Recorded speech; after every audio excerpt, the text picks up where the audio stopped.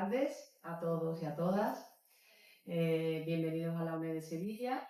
Mi nombre es Carmen Carralero y bueno, pues yo también soy docente, soy orientadora y bueno, soy la coordinadora de actividades culturales de aquí de la UNED.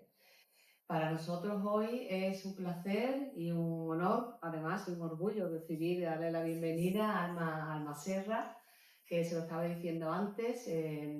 Yo la conocí hace muchísimos años, cuando yo estaba de orientadora en el Instituto Néstor Almendro en Tomares, y nos dio un curso sobre educación emocional que me encantó.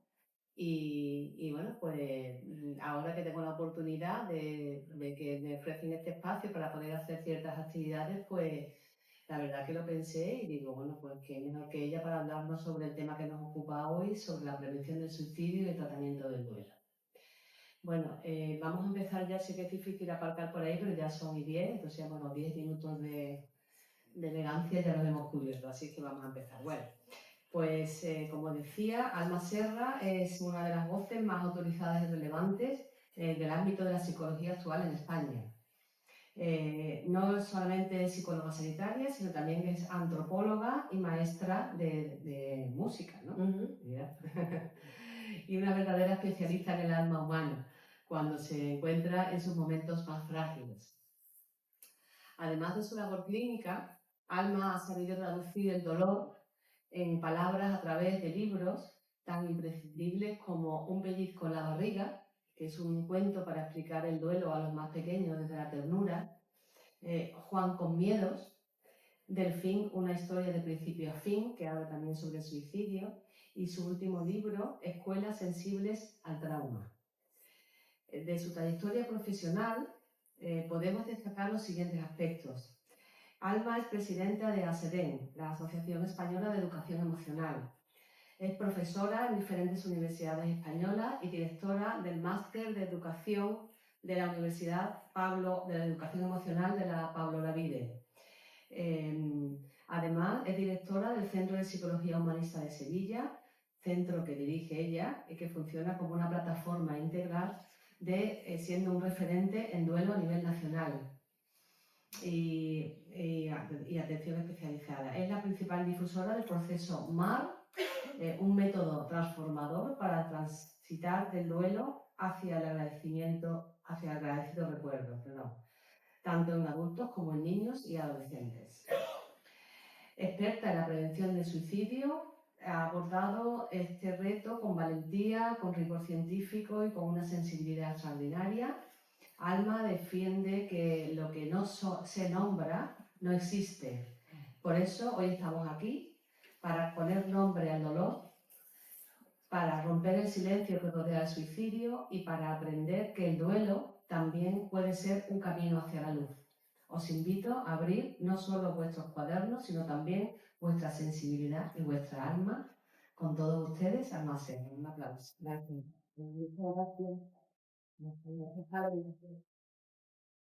Gracias por la invitación y por la valentía, porque no es fácil hablar del duelo y menos del suicidio, o sea que te lo agradezco de corazón. Gracias a ti. Bueno, queridas y queridos, ¿sois capaces de soportar el movimiento que era esto? Solemos ir a estas formaciones de duelo y suicidio por diferentes razones. Una porque nos interesa el tema, porque somos profesionales del ámbito educativo, sanitario, etcétera, etcétera. Otro porque tenemos casos profesionales relacionados con este tema, si somos docentes o a lo que nos dedicamos, somos clínicos o lo que sea. Y otros porque familiares, como vosotras o vosotros, estéis relacionadas o habéis tenido contacto con ideación suicida, tendencia suicida o duelos. Duelo sabemos que nos va a tocar a todas y a todos, pero el suicidio pues también lo podemos vivir de forma cerquita. ¿Por qué os digo esto?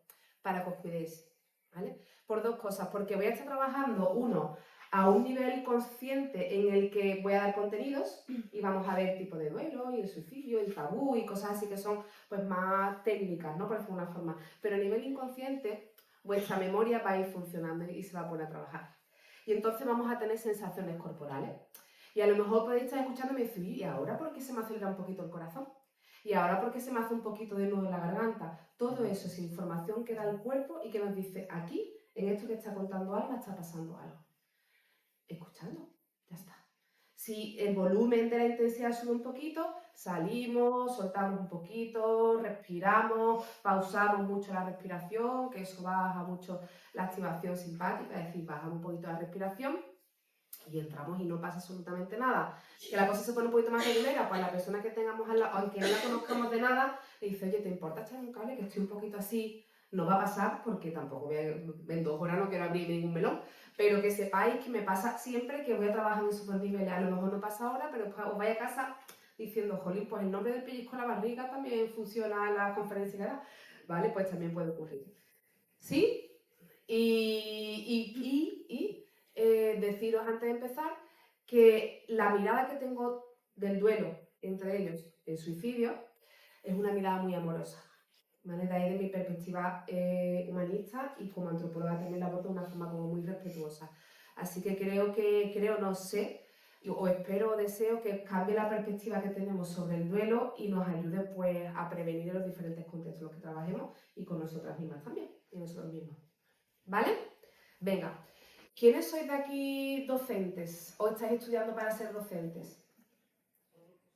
Vale, os acompaña el sentimiento, sobre todo el momento de oposición, por Dios. Vale, entiendo que las caras de las de primaria las tengo claras, las de secundaria también. Digo, tenemos estilos diferentes. ¿Primaria, secundaria? No, yo Es que eres compañero de aquí. Venga, Profe perfecto. de aquí de psicología. Perfecto, genial. Sanitarios y sanitarias, es decir, psicología, psiquiatría, psicólogas, psicólogos. Estudiantes también te acompañan el sentimiento. Ahí están mirando. Vale. ¿Y el resto qué hacéis? Ah, bueno, no es broma. ¿Qué más puede ser? No, trabajo social, hombre, por favor. Aquí tiene que haber trabajadora social. Ahí estáis escondida. Educadores sociales. Venga. ¿También? Ah, doble grado a lo mejor. O que te va. Te me va todo. Te va todo. Te va todo. Vale, y el resto, por curiosidad, ¿ingeniería? No creo. Uy, ¿no? digo, míralo. Digo, que no tiene que Ahí haber. hay uno de Ya ingeniería. está. Bueno, y el resto por curiosidad. ¿Madres? ¿Padres? Pedagogía. Derecho. Ay, qué maravilla. Antropología. A ver si algún antropólogo. Mira, lo ves también. Para algo servimos, ¿no? Para algo servimos. Bueno, vamos allá. Vengo todo Una curiosidad, porque has dicho cuando ha comentado el compañero que es de Derecho, qué maravilla, y psicólogo, no la No, porque en psicología de alguna ahora veremos que yo no sé vosotras en vuestros grados y carreras, yo no vi no he visto ni una asignatura de suicidio, lo prometo, de verdad, y tengo pues magisterio, antropología, doctorado en antropología, psicología, máster en la UNED de trauma. ¿Te has quedado con mi carrera? ¿Qué? Que te has quedado con una de mis carreras. ¿Sí? ¿La tienes toda? Ah, bueno, ya. Quiero deciros que veréis como en determinadas áreas tenemos un poquito de sensibilidad con respecto al duelo, pero no sé si en otras áreas tenemos un poquito menos y hace falta, y hace mucha falta, ¿no? Entonces, derecho, todo este tipo de cosas me gusta. Y porque ya veréis que cuando veamos las culpas en el duelo, vamos a ver que la ley es mucho más benévola con la culpa que lo que somos nosotros y nosotras a nivel social. Pero no os adelanto porque voy a hacer spoiler. ¿Vale? No sé si esto te calma la respuesta que te da. Vale. Venía en el coche gestionando mi ansiedad diciendo, Alma, ¿qué vas a decir en 2 horas? Dios mío, mi vida. Sí, estaría días dando, pero creo que voy a intentar hacer un resumen lo más práctico posible, cercano y abriendo puertas, os voy necesitando un poquito abrir puertas que os podéis plantear las cosas que necesitéis. Bueno, este título es porque es de... Carmen ha dicho proceso MAR, voy a hablaros del duelo, voy a meter suicidio, voy a hablar de un montón de cositas, ¿vale? Pero está todo ordenado, no os preocupéis. Proceso MAR, simple y llanamente, ¿qué es el MAR? Que si lo habéis escuchado, se escucha muchísimo, es un modelo humanista de acompañamiento al duelo. MAR significa movimiento hacia el agradecido recuerdo, que Carmen ya ha dicho que es uno de los objetivos en los que yo trabajo, el proceso MAR. Es un modelo de trabajo de hace más de 40 años. Se empezó a gestar en Donostia, en San Sebastián, y actualmente lo realizamos en toda España y parte de Latinoamérica. Y ahí damos los títulos de especialistas en la Universidad Pablo de Olavide. ¿Y por qué es importante hacer énfasis en el movimiento hacia el agradecido recuerdo? Pues porque hay muchas perspectivas a la hora de hablar del duelo, de abordar el duelo, y desde mi punto de vista, y sin comparar, porque las comparaciones son odiosas, para mí hay pocas que aborden el duelo de una forma tan humana, tan amorosa y desde el agradecimiento, ¿vale? Bajo la hipótesis de que para que un duelo esté elaborado, ¿vale? El sentimiento que debe prevalecer es de agradecido, recuerdo, agradecimiento. Cualquier otro sentimiento que no sea agradecimiento, ¿vale? Hacia una persona que hemos perdido, ahora veremos por fallecimiento, por separación, divorcio, ahora lo veremos, es porque hay generalmente motivos de culpa. La culpa va a ser el elemento clave en el que va a girar toda la tarde de hoy. Y en el suicidio, imaginaros, ¿vale? La culpa, además haré un guiño a nivel antropológico, va a ser clave a la hora de resolver, acompañar o gestionar un duelo. Y en el caso de los suicidios va a ser súper importante porque ahora cuando vemos un poquito los mitos de suicidio, en aquello de que se cree que no se dan señales, que no se avisa, ¿vale? Pues ya veremos que una de las culpas es no lo vi a tiempo, ¿vale? Le di las llaves del coche, le dejé estar solo en casa, es decir, vamos a tener un conjunto de culpa, de situaciones que van a ser muy culpógenas y que va a hacer que un duelo se ataque, ¿vale? Intervengamos desde la parte más sanitaria, de la parte educativa, de la parte social, las culpas siempre tenemos que tenerlas bien atadas. ¿Sí? Bueno. ¿Qué es el duelo? El duelo entendido como el conjunto de manifestaciones fisiológicas, intelectuales, emocionales, conductuales y espirituales que se manifiestan como consecuencia de una pérdida. ¿Y por qué hago un énfasis en estas 5 variables? Porque cualquier proceso de acompañamiento al duelo que no trabaje desde estas 5 perspectivas se queda corto. Y además el duelo siempre nos va a poner en una tesitura muy concreta, que es la que llevamos planteándonos desde que el ser humano tiene conciencia, que es la vida, que es la muerte, para qué estamos aquí. Y esto a nivel evolutivo vamos a ir viendo cómo los niños y niñas van haciendo preguntas que se van acercando a ¿y por qué mamá ha muerto? ¿Y dónde está papá? ¿Y qué ha pasado con el hermanito? Que son preguntas que son niñas haciendo y que va normalmente no, debe ir evolucionando hasta pues preguntas más ónticas, como le digo yo, el propio sentido de la vida. Pero también el duelo se manifiesta a nivel fisiológico motor, a nivel mental, intelectual, a nivel emocional y por supuesto también a nivel conductual. Todo esto con consecuencias sociales y culturales. Es decir, que para mí, de las situaciones más complejas a nivel psicológico, ¿vale? Está el trauma, dentro del trauma está todo lo que es abuso sexual y adopción, que para mí es como comprar muchas papeletas para que la casilla de salida de la vida empecemos de la casilla -10, ¿vale? Y el duelo es otro. Y el duelo es otro de los muy gordos. Si cuanto antes se intervenga, ¿vale? Más facilidad tenemos de que no se convierta en una situación traumática o excesivamente traumática, pero hay que saber intervenir. Porque ahora sí que os hago la pregunta, ¿cuántas asignaturas oficiales en un currículum oficial público habéis estudiado sobre duelo? Vale. ¿Y cuántas personas sabemos que vamos a, en algún momento de nuestra vida, encontrarnos con una situación de duelo? Todas. ¿Vale? Si no es a nivel personal, es a nivel profesional. O sea, que esto es sí o sí nos va a tocar. ¿Vale? Pero sin embargo no nos dan formación. ¿Por qué? Porque ya sabemos que el duelo junto con el sexo es uno de los 2 tabúes más importantes que hay a nivel transcultural. No se aborda, ¿por qué? Porque es doloroso. Entonces, bueno, pues por eso es importante que vayamos abordando el tema del duelo.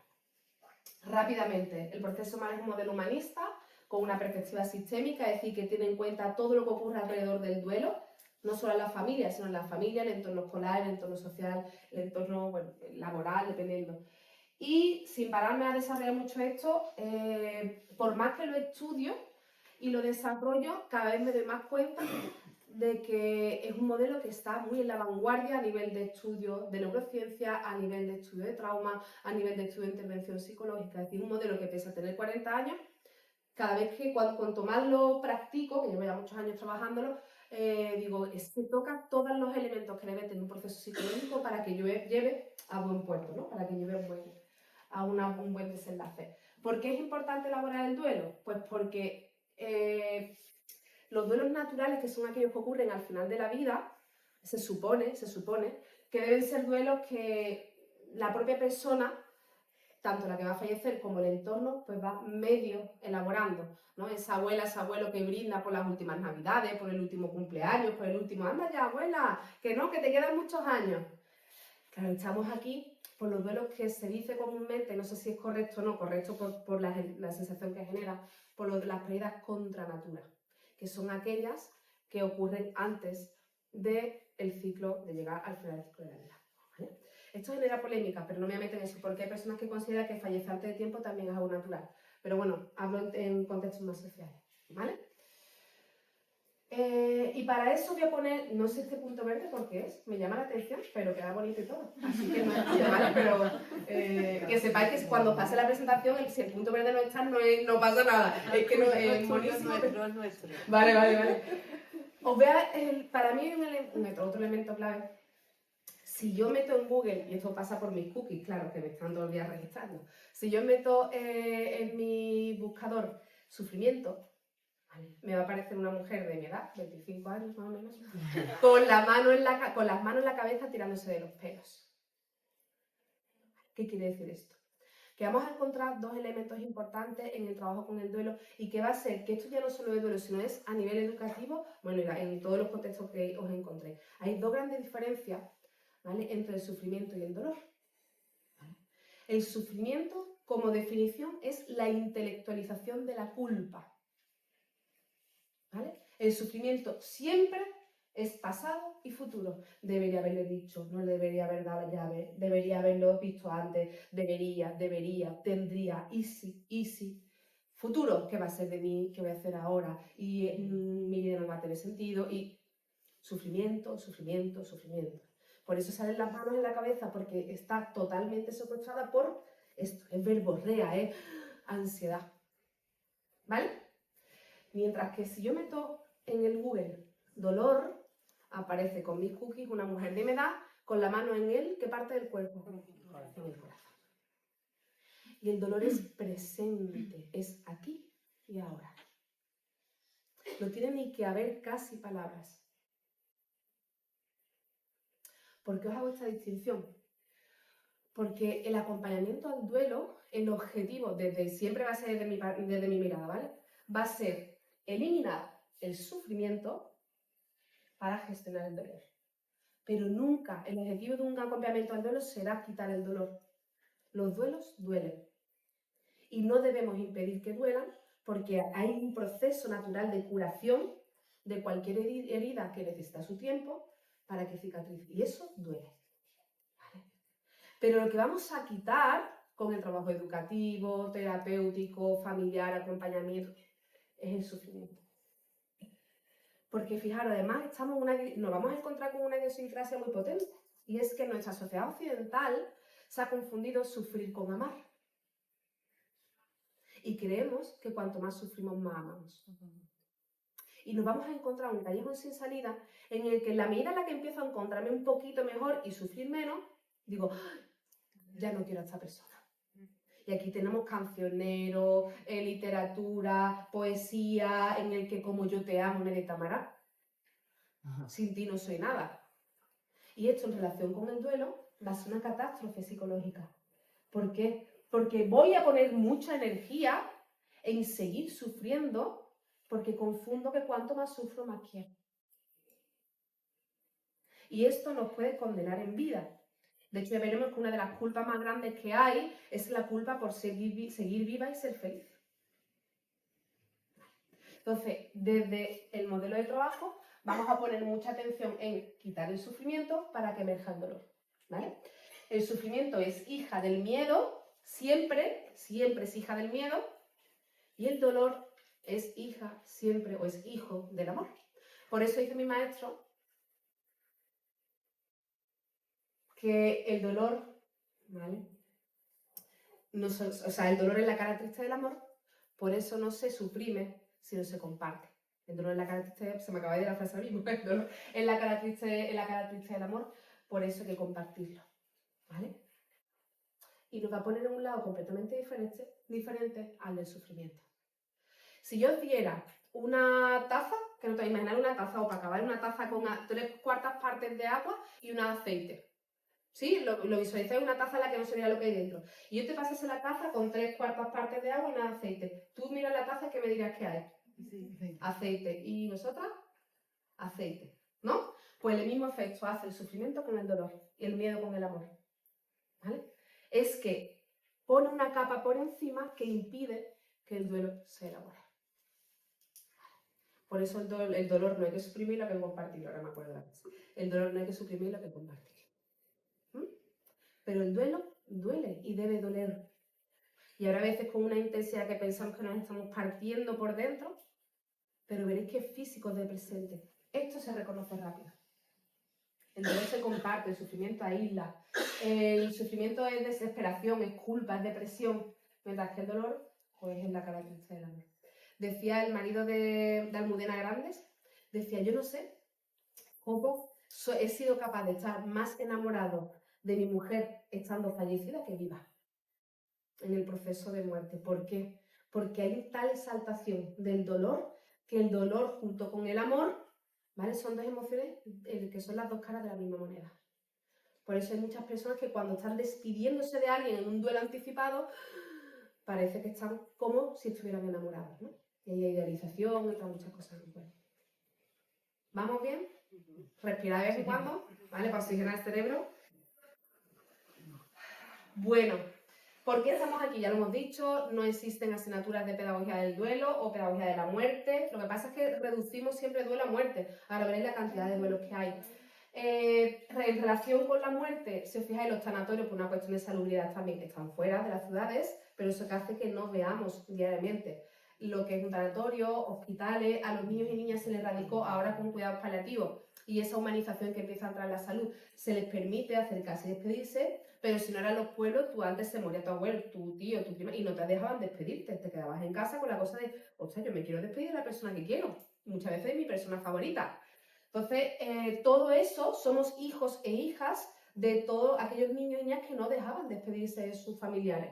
¿Y eso qué ha hecho? Pues que vamos tapando con un velo el naturalizar el fallecimiento. Antes en los pueblos, bueno, en los pueblos más rurales, pues se veía fallecer una vaca, un ternero, o sea, el ternero, una cabra, Ahora no, ahora es muy raro. Sin embargo, Croel, que es un investigador de todo el tema del duelo, en 2017 publicó una investigación en la que decía que una persona, antes de la pandemia, atención, en 2017, con 18 años, se había expuesto a 18.000 escenas, radio, periódico, todo, relacionadas con la muerte. Imaginaros después del COVID. ¿Vale? Es decir, que estamos permanentemente expuestos y expuestas a situaciones relacionadas con todos los tipos de duelo, pero en concreto muerte, y sin embargo no se enseñan en los coles, y mira que hay todas las películas chungas románticas tienen un duelo, ¿vale? Y sin embargo no se habla en el aula, entended, estoy exagerando, ¿vale? Pero no se habla en el aula, no se sabe cómo tratar, no se trabaja en las universidades y sabemos que sí o sí nos va a tocar. Es fuerte, ¿eh? Es fuerte. ¿Qué hacemos entonces? Pues los peques, yo me lo guiso y yo me lo como. Y además, como nadie me habla de esto, pues entonces no preguntaré, porque si pregunto, o si nadie me cuenta, es porque preguntar es malo. O a lo mejor que pregunto y la gente se pone triste, entonces no debo preguntar. ¿Y qué hacen? Antes lo buscaban en Google, antes no preguntaban y se imaginaban las cosas, que es lo que suele hacer la mente infantil, ¿vale? Y ahora ¿qué hacen? Lo buscan en la IA. ¿Qué pasa cuando papá muere? ¿Qué pasa cuando mamá muere? Hay una película que se acaba de estrenar, que es de un libro maravilloso de Alejandro Paloma, que se llama Un hijo, de una trilogía preciosa, y va sobre eso. ¿La habéis leído? Es un niño que fallece su mamá y nadie le da explicación. Entonces él genera un mundo maravilloso y mágico, como es el pensamiento infantil, porque nadie le elabora lo que está ocurriendo. Normalmente es porque seguimos relacionando todo lo que es la pedagogía del duelo con sufrimiento y se nos olvida gestionar el dolor. Entonces, sumimos a los niños y niñas en sufrimiento que después puede debutar con ansiedad, con depresión, y no les enseñamos a gestionar que las cosas en la vida duelen y que nos encantaría tener explicaciones para algunas cosas, pero que no las tenemos. Y que debemos acompañarnos en cosas que no entendemos. ¿Vale? ¿Sí? Y lo último, que esto es importante, es que los profesionales y las profesionales tenemos mucho miedo a tocar zonas sensibles. ¿Por qué? Porque desde el momento en el que es la muerte, en el caso de la muerte, ¿vale? Tiene un componente espiritual / religioso, porque todas las religiones deberían ser espirituales, pero toda la espiritualidad no tiene por qué ser religiosa, pero como la muerte lo aborda, claro, nos da miedo meternos en camisa, donde no debemos meternos. Entonces, ostras, me da miedo a ver si el papá o la mamá de turno, digo mamá, puede ser dos mamás y dos papás, va a decirme que estoy evangelizando en el aula o hablando de la reencarnación o hablando de la energía. Sin embargo, todos los niños y niñas necesitan que le acompañe una explicación, ¿vale? Y ante esa pregunta de, Señor, ¿tú qué crees? ¿Dónde van las personas que han fallecido? Podríamos dar la respuesta magnífica de, ¿tú qué crees, cariño? Y sobre eso elaborar una narrativa, pues se nos olvida. Y entonces no decimos por miedo a meter la pata, ¿vale? Y ya lo último es que, como esto es una asunción que he hecho, como no tenemos elaborados nuestros duelos, ¿qué pasa? Que en el momento que empezamos a abrir el acompañamiento, empieza el cuerpo a darnos señales. Y dices tú, ostras, ¿qué está saliendo? Mi abuela, mi prima, mi amiga, mi perrito que murió, todos nuestros muertos, perdona la expresión facilona, ¿vale? Entonces empieza el cuerpo a decirnos, vas a llorar, mira el nudo que tienes en la garganta, y tú delante de tu alumno de 8 años, de 15 o de 25, diciendo, ostras, ¿cómo le acompaño? Si es que me voy a desbordar yo. Pues en el ámbito profesional hay determinados temas que debemos, entre comillas, tener trabajados. Y en otros no me meto, que deberíamos, pero en el duelo, ¿por qué? Porque hay mucha transferencia personal. Entonces, ojos que no ven, corazón que no siente. Pero claro, los niños y las niñas y las personas que están viviendo un duelo sí que lo sienten. Y ahí se quedan atascados en esa dos tontos en apuro, ¿entiendes la expresión? Yo no pido ayuda porque no sé si pedirla o no, porque como nadie me la ofrece, será que es malo, pero yo no te la doy porque no sé si te va a... Y ahí nos quedamos todos en, ostras, pues el alumno pasó por el grado, o el alumno pasó por el bachillerato, o por la secundaria, o la primaria, y nadie abordó el tema. Cuando, ahora que os voy a dar unas ideas, de verdad, que se puede hacer un trabajo tan bonito desde el ámbito social, educativo, que muchas veces no tienen ni que llegar al sanitario, al nuestro. De verdad, o sea, con una buena prevención educativa, digo educativa, social, entenderme, ¿vale? Hay veces que no tienen que llegar ni a la clínica. ¿Por qué? Porque se ha hecho un buen trabajo de acompañamiento y prevención. Muchas veces llegan a nosotros pues ya con una herida en el alma de tanto tiempo y dices, tu madre mía, ¿hasta dónde tengo que remontarme, no? Y porque os digo ya con un 99,9%, porque en psicología nunca nos atrevemos a estas cosas, que de los problemas de conducta, del 99,9% de los problemas de conducta, el 99,9% son traumas, ¿vale? Y un 99,8%, no me atrevo a decir duelo, porque hay muchísimo abuso sexual, hay muchas historias, ¿no? De abandono, muchas historias. Pero el duelo entra en el top 10, trending topic, de los duelos ocultos, solapados, no atendidos, y eso empieza ahí. En la parte que yo decía es que la forma de expresar el duelo es física, es intelectual, pues la comportamental, ¿cuál es? Voy a subir el volumen, a ver si hay alguna persona adulta que me dice, oye, ¿tú tienes tu duelo elaborado, cariño? No, pero voy a tirar sillas a ver si alguien me escucha. No, voy a autolesionarme a ver si alguien me escucha. No, voy a masturbarme compulsivamente a ver si alguien me escucha. Esto es uno de los síntomas que se está evaluando ahora en el trastorno traumático de desarrollo. Voy a ver si fumo porros, a ver si me desconecto. O a ver si bebo mucho alcohol, a ver si se me va de la mente el pensamiento de tu padre se peleó contigo antes de morir, tu padre se peleó contigo antes de morir. ¿Vale? Entonces, los síntomas de duelo debutan muchas veces con problemas de comportamiento o depresiones o ansiedad. Y si no lo sabéis, y si no lo digo, todo lo que es depresión en infanto juvenil no es la misma depresión que tenemos las personas adultas, que está más relacionado con tristeza, anedonia. No, los problemas de comportamiento también son un síntoma de tristeza y duelo. ¿Vamos bien? ¿Sí? Venga, acordaros, respirar un poquito. A lo mejor me lo digo a mí, que estoy proyectando vosotros. ¿Cuáles son las fases del duelo? Aquí tenéis a la maravillosa diosa del mundo mundial, Kubler-Ross. Por favor, leedlo todo de ella. Es la psiquiatra con más cátedras de psiquiatría de la historia, por lo menos hasta hace unos años. Lo que pasa es que al ser mujer, nadie lo sabía. Como siempre. Entonces está un poco invisibilizada. Y ha sido una mujer con la mayor muestra de la historia de acompañamiento al duelo a niños, o sea, del fallecimiento a niños y niñas y personas adultas. Estas son las fases del duelo de Kubler-Ross, que se usa para todo. Para dejar de fumar, para dejar, otro tipo de adicciones, vale para todo, ¿vale? ¿Por qué? Porque cualquier proceso psicológico que nos lleve a la necesidad de aceptar que quiero dejar de fumar, aceptar que tengo que dejar una relación, en teoría pasan por estas fases. Pero yo no me centro, y no voy a poder daroslo hoy, me encantaría de verdad, yo no me centro en valorar en qué fase está la persona porque creo que es una mirada un poquito occidental. Y ahora me voy como antropóloga, ¿no? Me pongo en disfraz de antropóloga y digo, no, en todas las culturas no se viven los procesos de duelo de la misma forma. Con lo cual yo no me atrevo a valorar o diagnosticar en qué proceso está una persona. Pero sí sé cuáles son las fases que debe transitar una persona para llegar a lograr un duelo. Y como ya os he dicho, que el agradecimiento es el objetivo y que las culpas suelen ser lo que se queda atascado, pues vamos a diseñar un proceso de elaboración del duelo en el que vamos a pasar por la aceptación para identificar y sanear las culpas y terminar el agradecimiento y la devolución a la sociedad. Repito, el modelo desde el que trabajo, ¿vale? Parte de la idea de la aceptación, es decir, con personas adultas, yo no puedo elaborar un duelo si la persona no es consciente de que la persona que ha fallecido, de la que se ha separado o la que no va a volver a ver, por lo que sea, por una mudanza, por el trabajo, es irreversible. Si eso no la persona no lo entiende, que estará en negación. Yo no quiero elaborar un duelo porque yo no acepto que la persona no va a volver a mi vida. ¿Vale? Entonces, en personas adultas empezamos por la aceptación, conectamos con el dolor, identificamos y saneamos las culpas y terminamos con agradecimiento y reutilización del aprendizaje en beneficio social. No sé qué hay.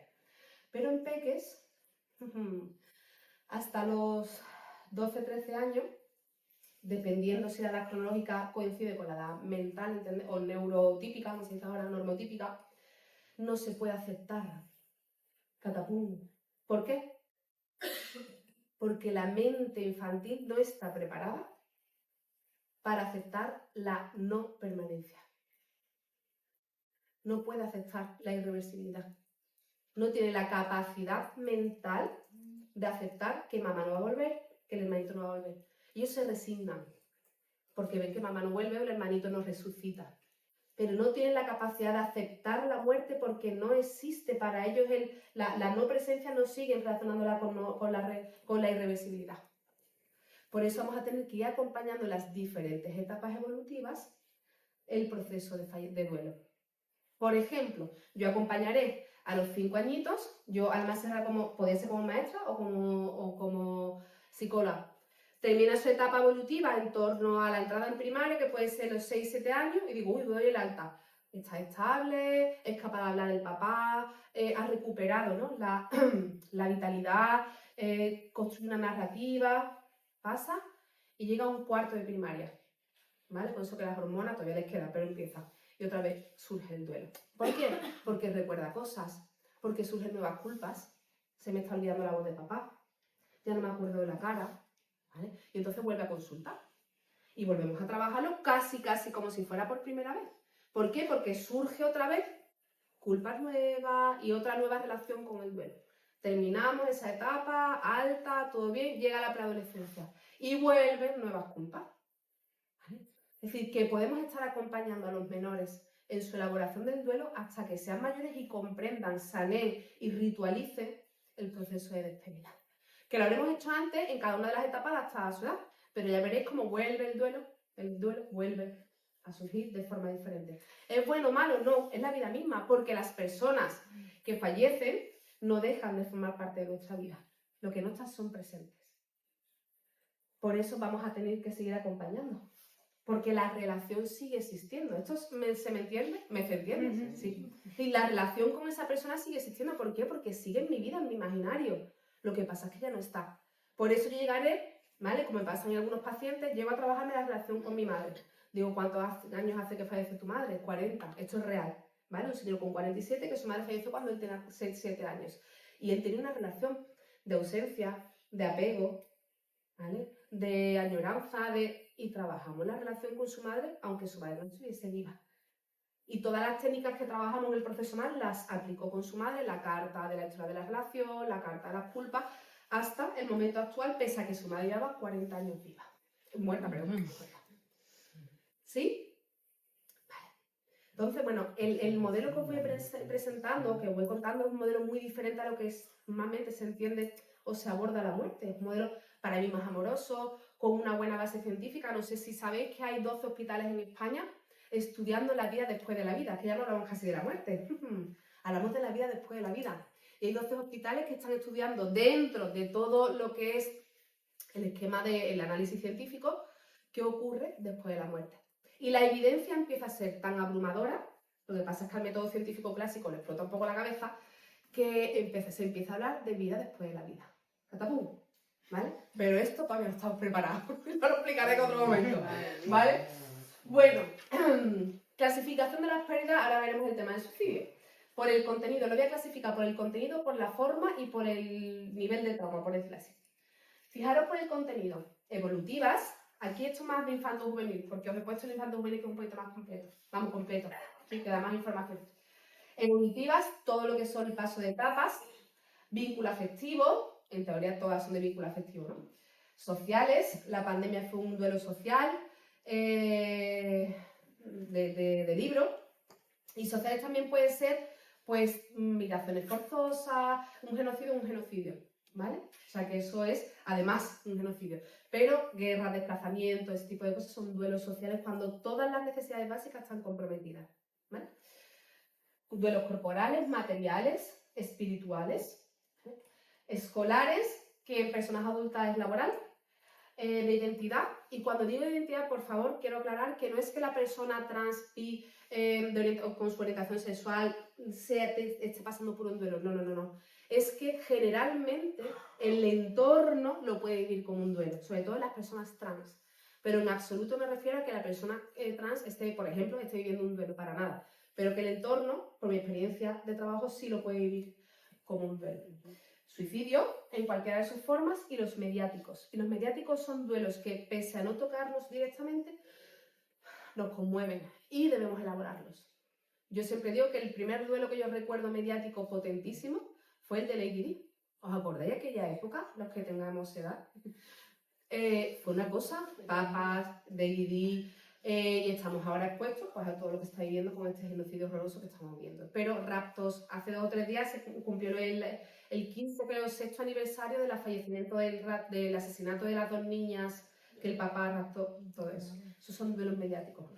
Que a nivel social tenemos rituales, pues el minuto de silencio, dejar flores en algún sitio, ¿no? Todas esas cosas lo hacemos porque culturalmente, socialmente, sobre todo, necesitamos tener gestos. Es decir, necesitamos que no quedarnos, por lo menos con la sensación de quedarnos mirando, necesitamos pasar a la acción. Y ya os invito, así de soslayo, que los minutos de silencio de infanto juvenil no funcionan muy bien. El ritual sí, porque entienden que es una especie como de homenaje, ¿no? Pero que actualmente tenemos muchísimas meditaciones basadas en la compasión y en el amor que ayudan mucho más a entender qué hago yo cuando estoy viendo tanto sufrimiento y tanto dolor que un minuto de silencio que en la mente de un niño o una niña pues no lo entiende, ¿vale? Y yo les enseño a los peques meditaciones relacionadas con el duelo, meditaciones para la guerra, meditaciones para los genocidios y los practicamos. ¿Por qué? Porque tienen que aprender que cuando hay tanto sufrimiento y no podemos hacer más que votar o manifestarnos o aportar dinero, o aportar ropa o aportar todo lo que podamos, también podemos imaginarnos que hay un hilo dorado que sale del corazón y que va al sitio donde queremos, que va mandando mucho amor. Y eso es la base de la compasión. No quedarnos solo en la empatía, que es estar como espectadora, sino pasar a la acción. Estoy dando mucha información que me viene arriba, pero vamos bien, ¿no? Venga, vale.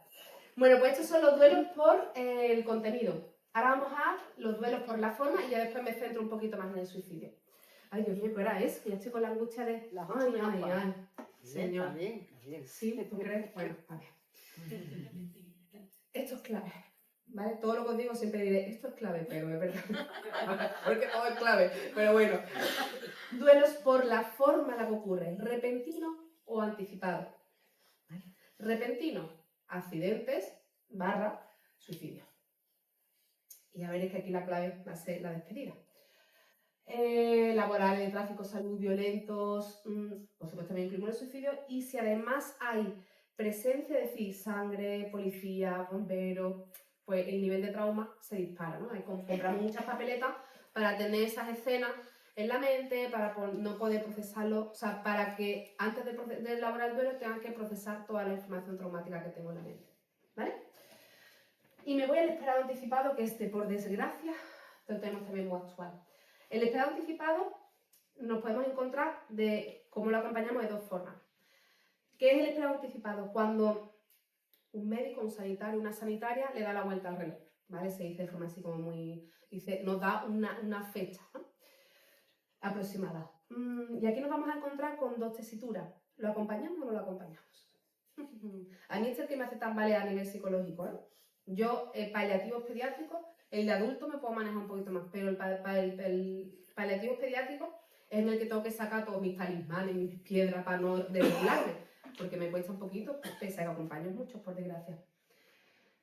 El tiempo de oro, cuando no se acompaña, ya lo diré una película que es súper potente con esto, es Dios mío, sé que mi madre se está muriendo o sé que mi hermana está muriendo y nadie habla del tema.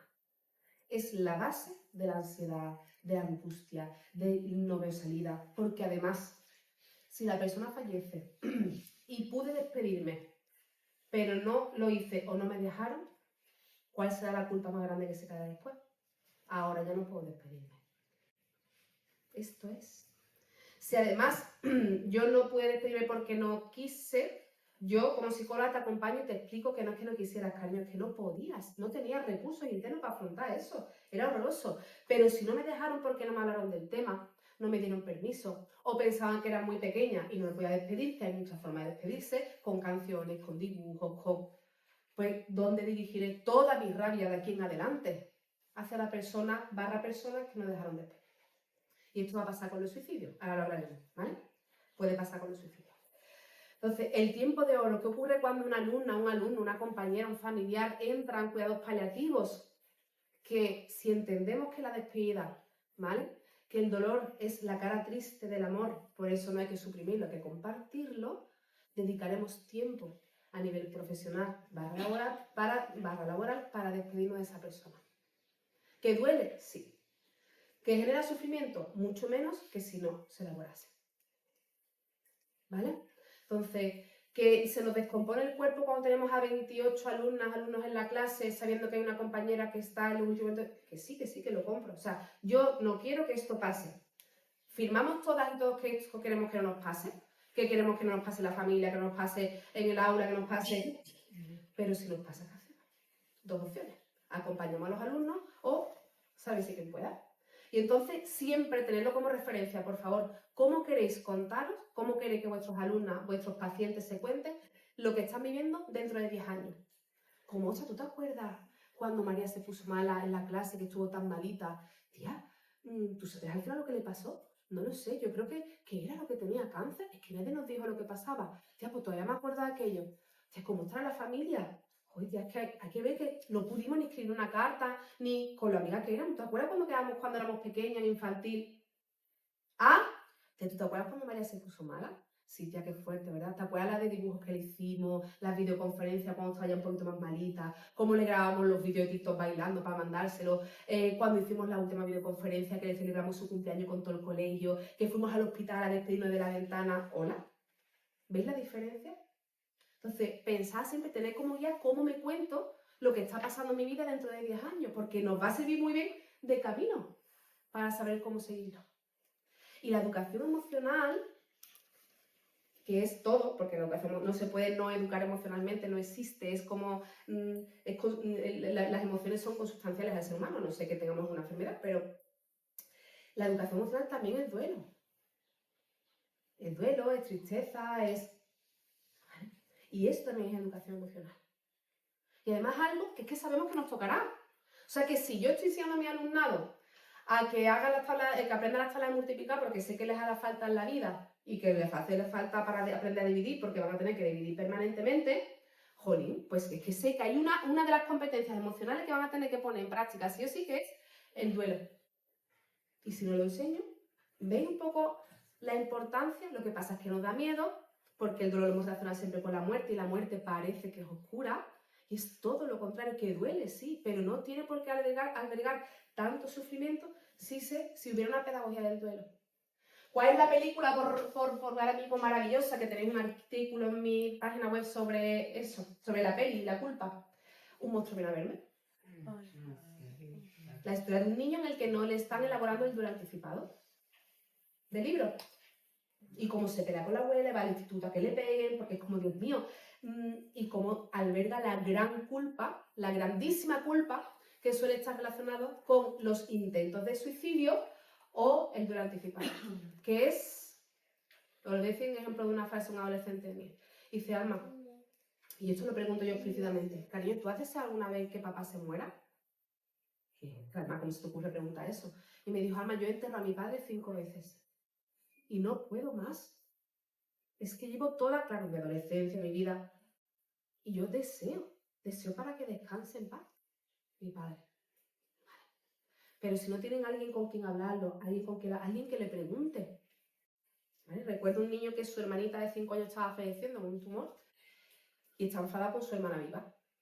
Imaginaos que se llama Mario, ¿vale? Y le digo, Mario, estoy pensando, tío, toda la caña que le das a tu hermana, que la tienes frita, ¿no será porque te da coraje que ella sea la que se quede viva?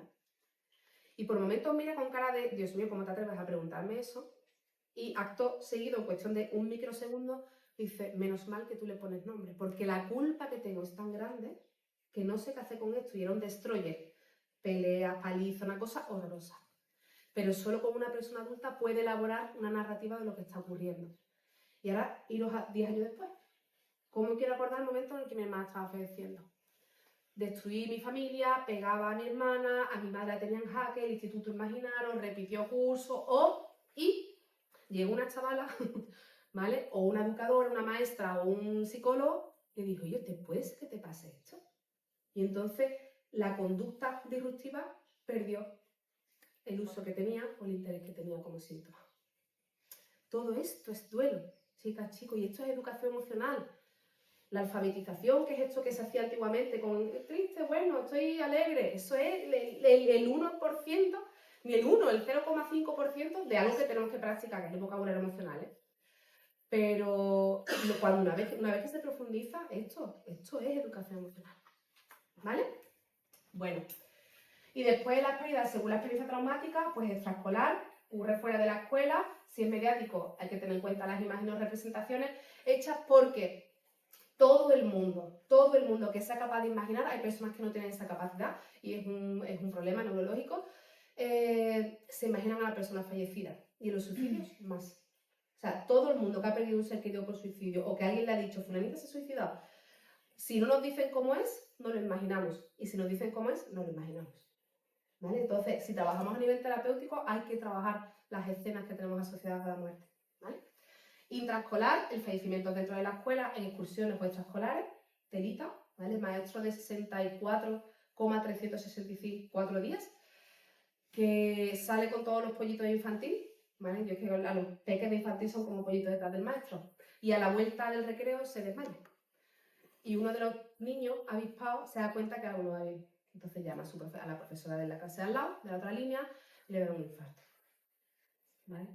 O alumna de 14 años que le da un examen de inglés. En la tarima se exploma. Y esto, chicas, chicos, yo espero que no os haya pasado mucho, pero que es que esta es la vida. Y ya no lo he suicidio, que ahora veremos las estadísticas. Pero, y esto, pues es mucho mejor a nivel psicológico elaborarlo que no elaborarlo. ¿Vale? Pues se queda un limbo la cosa y dices tú, ¿y con esto qué hago? ¿No? Bueno, en las inmediaciones del centro, pues accidentes, todas las cosas que ocurran alrededor que sean importantes. Paso a la causalidad, y me paso a la culpa. Esto le voy a pasar. Estas son las fases que debe pasar un niño o una niña a nivel evolutivo para llegar a entender un concepto tan complejo como es la muerte. Y esto pasa también en menores, bueno, en personas con discapacidad mental, que no tienen la capacidad de simbolizar o el lenguaje adquirido, que está relacionado con la capacidad de simbolizar. Entonces, estamos hablando de un infantil, el no entender que las funciones del cuerpo se detienen siempre, de pequeño es mucho más fácil entender que a papá le ha pasado algo antes que a papá se le ha parado el corazón. Es como si papá es mágico, en esa idealización que hay de los padres, ¿cómo se le va a parar el corazón? Por eso hay muchos suicidios que se explican con infartos al corazón o por accidente. De esta etapa infantil pasamos a la irreversibilidad, entender que si se puede volver a la vida una vez se ha muerto o no, ¿vale? También es difícil entenderlo, y los niños piensan como el correcamino, es como el correcamino se cae, ¿no? Y vuelve así pues ellos piensan así, de esa misma forma, hasta que ya consiguen poco a poco entender cuando son más mayores, ¿no? Que eso no ocurre. La causalidad, esto, y la universalidad puede ser un poquito más preadolescente, pero la causalidad es muy típica en los miedos de primaria. Cuando, vamos, a mí me pasaba de pequeña, pero después me apego ansioso, no por otra cosa. ¿Vosotros no habéis levantado alguna vez de noche o en casa? Mamá, no te mueras, papá. Y hay una que está con apego ansioso también diciendo eso. Las que somos apego ansioso no se le pasa esto. Mamá, ¿no os ha pasado a nadie, en serio? Sí, no, por favor, y vamos a ser la única voz ansiosa del grupo. ¿Qué te pasaba? Yo recuerdo de muy pequeña que me ponía a mirar el reloj y que cada segundo que pasaba era un acercamiento a la muerte de mis padres. Entonces para mí eso era horrible. Claro. Eso es ansioso y un pelín dramática, pero yo lo compro, yo me tú, ¿vale? Yo soy también igual. Cuando tengamos imaginación, Dios mío, la del mundo, pero esto pasa, ¿vale? Esto pasa también y suele ocurrir en el desarrollo evolutivo cuando se desarrolla la lectoescritura, que debería ser primaria. ¿Vale? ¿Por qué? Porque la mente pega un salto cuántico y entonces pasamos de miedos a los ruidos a miedo a la muerte, o sea, de miedo a las brujas a miedo a los espíritus. Esos miedos que van evolucionando es muy típico de esta edad. Universalidad, cuando nos damos cuenta que todos los seres vivos mueren, que también es muy típico de esta edad. Y esto ya es un poco más preadolescente y adolescente. La inexorabilidad es que la muerte pueda llegar a una misma, es como... ahí la mente tiene que estar un poquito más desarrollada. Y la continuación no corpórea, que esto es muy adolescente, ¿es la muerte un final? Y por eso empiezan con esas preguntas ahí, que además debemos responderlas, y si no tenemos respuesta, invitar a personas. La filosofía, una de las grandes preguntas de la historia, ha sido si esto, ¿qué es la muerte? Y si la muerte es un final, ¿no? Entonces, bueno, la filosofía, la antropología, la vida entera, así que ya no toda la vida preguntándonos esto. ¿Sí? Bueno, no me centro en esto porque me quiero ir a esto, queridos y queridas. Aquí, bueno, Bueno, ahora os contaré esto porque lo tengo en la otra presentación, pero me quiero ir a la culpa. La culpa es un proceso psicológico brutal, yo diría que es el peor. Lo peor que existe en la vida es lo peor que existe en la vida. Y tiene varios componentes. La culpa siempre aparece en el duelo. Ahora veréis los componentes que hay. Y por eso el proceso MAR, que es el trabajo que tenemos, se centra tanto en la elaboración de las culpas. ¿Vale? Os diré por qué. Mira las características que tiene. La culpa es intrasubjetiva. Y que os lo compráis, nos lo compramos de una forma que yo, por mucho que intente desde fuera, deciros, pero ¿cómo te vas a sentir culpable por eso, Mari? De verdad, es que os diré, ¿cómo que no? Os pongo varios ejemplos. Y ahora os voy a invitar, hay una que está riendo diciendo, ostras, que yo tengo una tremenda. En una de mis formaciones que hago de psicología humanista, de las formaciones que tengo yo de terapia gestáltica y esas cosas, estaba dando esta formación sobre la culpa y le digo a mis alumnas y alumnos, ¿alguien tiene una culpa irrisoria? O sea, que sea tan ridícula que quiera contárnoslo para compartirlos y reírnos de lo ridícula que pueden llegar a ser. Ridícula me refiero subjetiva, porque después se viven horrorosamente mal, ¿eh? Y levanta al fondo una chica la mano y dice, yo voy a contarlo porque si no me va a dar algo. Y digo, venga, cuéntale. Y dice, mira, con 5 años, Carmen, a esta niña los abuelos estaban con todos los primos en la playa, creo que era Matalascañas. Y los abuelos le dan un plátano por la tarde para merendar, porque antiguamente se tomaba un plátano, por ejemplo, la mañana. Y ella no quería un plátano y tiró el plátano detrás de un matorral, con la mala suerte de que encontraron el plátano. La chavala tenía 53 años y decía, tía, te prometo que el día que me muera confesaré que yo fui la del plátano. Dice, llevo toda la vida con el plátano diciendo, qué vergüenza. Ahora hablaremos de la vergüenza, que fui yo la que tenía el plátano. Ella se cayó, por supuesto, y dijo, aquí pagamos todo, pero yo no digo que sea del plátano. Esto es la intrasubjetividad que tiene la culpa. Otro ejemplo, esto mi compañera Sara, que es psicóloga también, me dice, te doy permiso para que lo cuente y digas mi nombre. Diga, así no hago famosa. Digo, vale, pero te vas a hacer famosa por lo que voy a contar. Abuelo, verano también, sentados viendo la tele, y le dice, Sara, tráeme un yogur. No sé si sabéis que el mundo se divide entre la gente que le gusta el yogur de coco y los que no le gusta el yogur de coco, pero el mundo se divide en gente que le gusta el coco y gente que no le gusta el coco, ¿verdad? Bueno, pues le trae un yogur de coco y le dice el abuelo en gaditano, no es el gaditano, pues es Sevilla, pero lo digo siempre en andaluz, niña, con la de yogures que hay me va a traer el coco, mi hermano. Y le dice, se va, y le trae uno de limón, que era casi el último que le quedaba. Al día siguiente se murió el abuelo, de forma trágica, tuvo un infarto. ¿De qué creéis, Sara, que murió el abuelo? De yogur de coco. De yogur de coco. Así funciona la culpa. Es horrorosa. Chicas, es horrorosa, chicos. Es punitiva, temporal, ilógica, introspectiva. Por eso la ley es más benévola. que nosotros, porque la ley es, eres culpable, 3 años, 5 años, 50 años, cuando termina, a la calle. Pero nosotros, Toda la vida. toda la vida, La culpa. la culpa, porque además venimos de una tradición judeocristiana en el que la fundación, en teoría, de nuestra sociedad más actual, de nuestra historia más actual, se funda en por mi culpa, por mi gran culpa. Y ahora viene el dilema. Atención. Si para yo entrar en el reino de Dios, eso dice el Antiguo Testamento, ¿vale? Tengo que ser una buena persona y expiar mis culpas a través del perdón. ¿Qué pasa si la persona que me debería perdonar ha fallecido? Este es el meollo. Este es el meollo. Y si además me peleé con esa persona al día siguiente, no le dije todas las veces que me hubiera gustado decirle que la quería, no le di los abrazos que debía. Todo esto son cosas reales. Estaba falleciendo en el hospital y yo, con 12 años, miraba el móvil permanentemente porque me desconectaba del sufrimiento que tenía con mi madre. Si fui a ver a mi tita que iba a fallecer y llevaba un paquete de chuchería con 9 añitos y mi tita falleció, yo pensé que le había matado el que yo comprase chuchería. Esto hace que las personas que la culpa, si no la trabajamos, acompañamos, nos condenen en vida. Y esto es como una hiedra, se extiende por todo el cuerpo. Y los síntomas de culpa son físicos, o sea, somáticos, intelectuales, emocionales, sociales, porque dejo de salir, me siento culpable, no voy a la feria, no voy a la Semana Santa, me vuelvo una devota sin parar porque estoy permanentemente intentando espiar mi culpa. Y además la culpa, como tiene un componente social, porque debemos sentirnos culpables, porque si no mataríamos a la gente y no respetaríamos las normas sociales, va a ir acompañada siempre de la vergüenza. Entonces ahí tenemos el tándem potente, bueno, el tándem, tenemos el cóctel. Siento mucha culpa. Si además esto de pequeñita voy configurando mi personalidad con respecto a una vergüenza horrorosa, una autoestima que se quedó allí, toda la vida intentando que la gente me perdone, o que mi papá que ya no está, o mi hermana que ya no está, me perdone, ¿vale? Y ahí usaré diferentes estrategias de compensación, o me drogaré, o me portaré mal, o para intentar desconectarme del sufrimiento, no del dolor, del sufrimiento, mientras que nadie me dice, cariño, ¿quieres que nos paremos y te acompañe?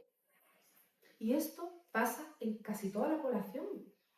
De verdad es asombroso. Pero ahí llega el suicidio. Que el suicidio, si ya la muerte es un tabú, imaginaros el suicidio. Que esto está, yo esto lo he vivido, centros educativos en los que se muere una madre, policía, y se lía, pues todo lo que se lía cuando fallece una persona, ¿no? El AMPA, todo. Fallece una madre por suicidio, y esto ocurre en el mismo colegio, en el mismo año. Y no se hacen los mismos homenajes, no se hace, ¿vale?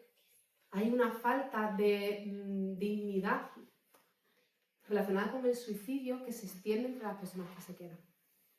Y uno de los primeros mitos es que la gente no se suicida porque tenga enfermedades mentales, puede haber situaciones de brote psicótico muy puntuales, pero la gente se suicida por sufrimiento. Y en los hombres, por soledad, por vivir sufrimiento en soledad.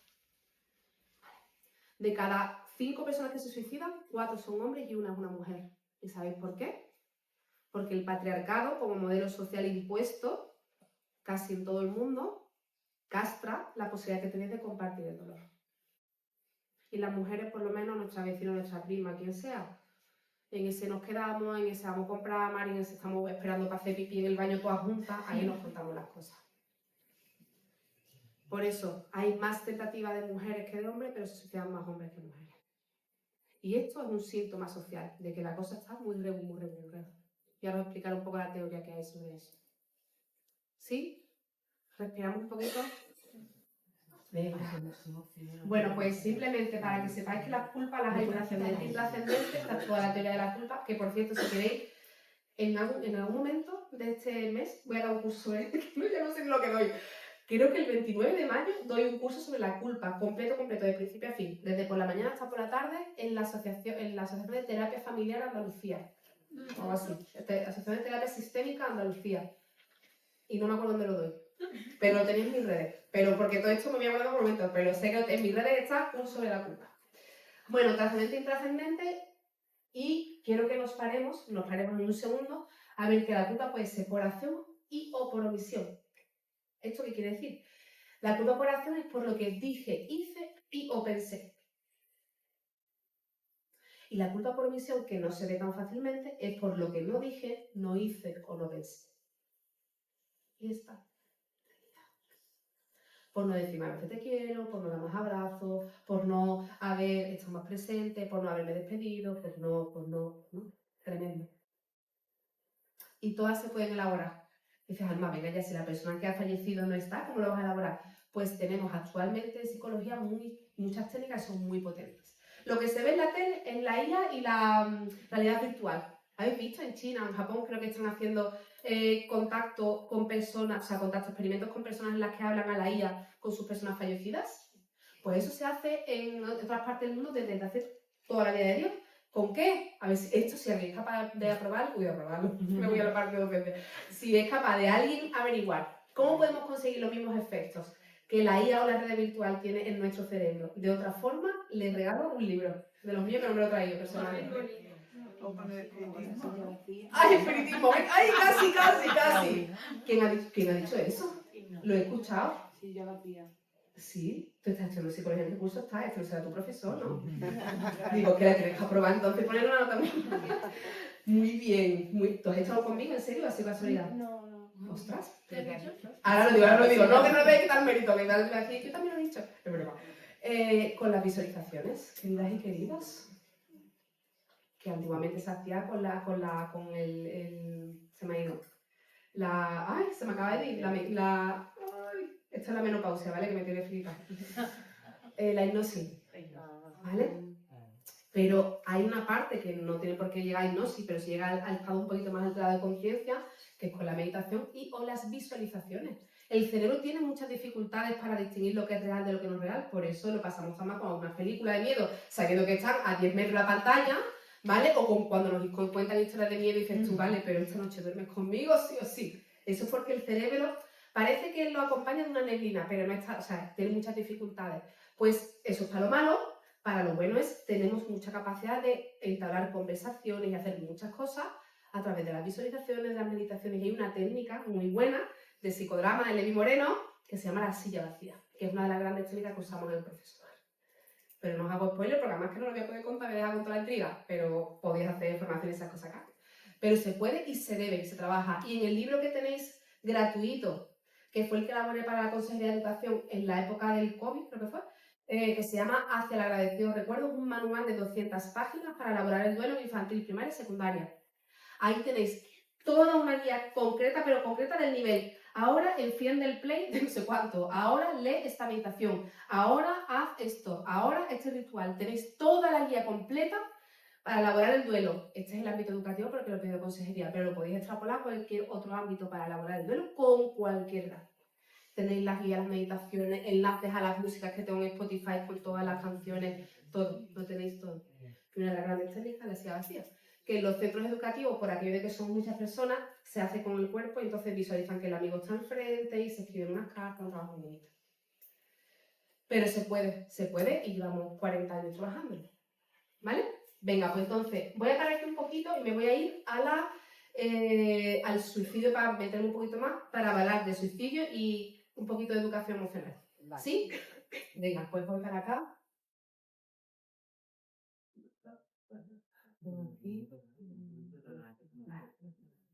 Perdona, y van a tocar esto, parece que está más fuerte. Está más fuerte, eso digo yo, que le acabo de mandar un mensajito, pero Que hace frío. otro, que hace frío. Que estaba ahí, que me hace un resfriado. No me cambio porque no me Ya. Bueno, suicidio. Por encima de los datos, que lo voy a pasar rapidito, que sepáis que es la primera causa de muerte no natural en España, que la gente se lleva suicidando desde hace muchísimos años, centrándome en infantos juvenil, los niños y niñas se suicidan desde siempre, sobre todo en un periodo de guerra, se han suicidado muchos niños. Lo que pasa es que generalmente los suicidios infantiles, al ser ya como una catástrofe, porque una catástrofe a nivel social, se enmascaran en accidentes. Hay muchos suicidios infantiles que se enmascaran en accidentes. Se cayó se tiró, o sea, se tropezó y un atropello, y suelen ser suicidios, en algunos casos, por supuesto, no siempre, por supuesto, suicidios. Pero sí deciros que el número de niños y niñas, este en 2024 ha cambiado mucho por 2016, personas que se suicidan es abrumador, abrumador. Y que parece que en el último año se ha estabilizado un poco, pero no se ha estabilizado porque se suicidan menos personas, o sea, jóvenes, porque se suicidan menos personas mayores.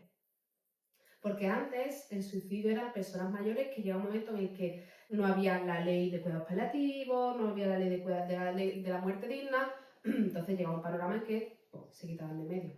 ¿Vale? Y si tenías amigos médicos, pues más fácil aún, entre comillas, entenderme. Pero ahora esto se ha estabilizado porque hay unas leyes que protegen y además una calidad de vida diferente, y ahora la gente joven es la que sigue aumentando el suicidio, la tentativa de suicidio, todo lo que te trae. Bueno, esto es que el panorama está muy regulado, y para adelante, para adelante.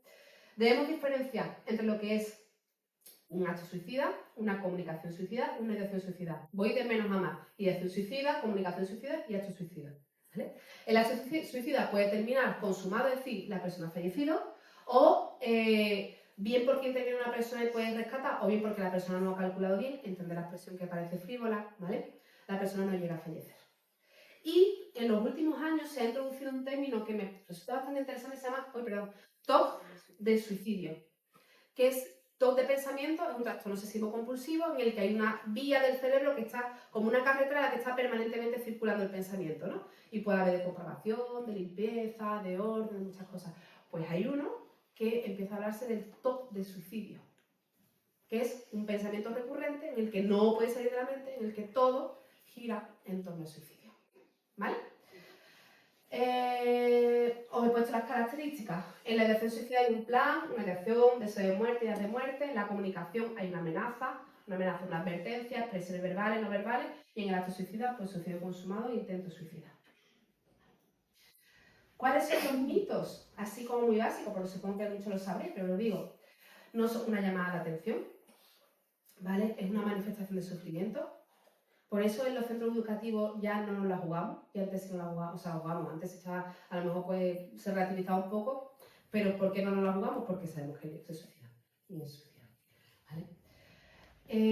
La persona que realmente quiere acabar con su vida no avisa, mito, hay muchas señales, y entre ellas, pues, dejar las cosas ordenadas, limpiar, despedirse, cerrar las cuentas, mandar cartas, cerrar cuentas de redes sociales, ahora en la chavalería, todo eso son también... y avisarlo, ¿vale? Y esto es importante decírselo porque hay como esa fidelidad o lealtad entre los amigos y amigas que cargan con compañeros y compañeras que dicen, transmite que se quieren suicidar. Y eso de alguna forma en las escuelas tenemos que transmitir que cuando eso ocurre deben contarlo, porque no están ayudando al compañero. Y yo he tenido pacientes en los que estaban, hechos polvo porque guardaban el secreto de que su amiga le había dicho que se iba a suicidar, y entonces no podía contarlo porque no era leal a su amiga y porque pensaba que si lo contaba la amiga se iba a suicidar. Y entonces era un sufrimiento enorme, ¿vale? Las personas que se suicidan son egoístas o valientes, esa connotación es horrorosa, ¿no? Porque no tiene ningún sentido. Y la persona no valiente y cobarde es que está sufriendo sin ver una salida, ¿no? Y ahora os contaré cómo va eso de la salida. Y aquí tenemos el efecto Papageno y el efecto Werder. ¿Los conocéis?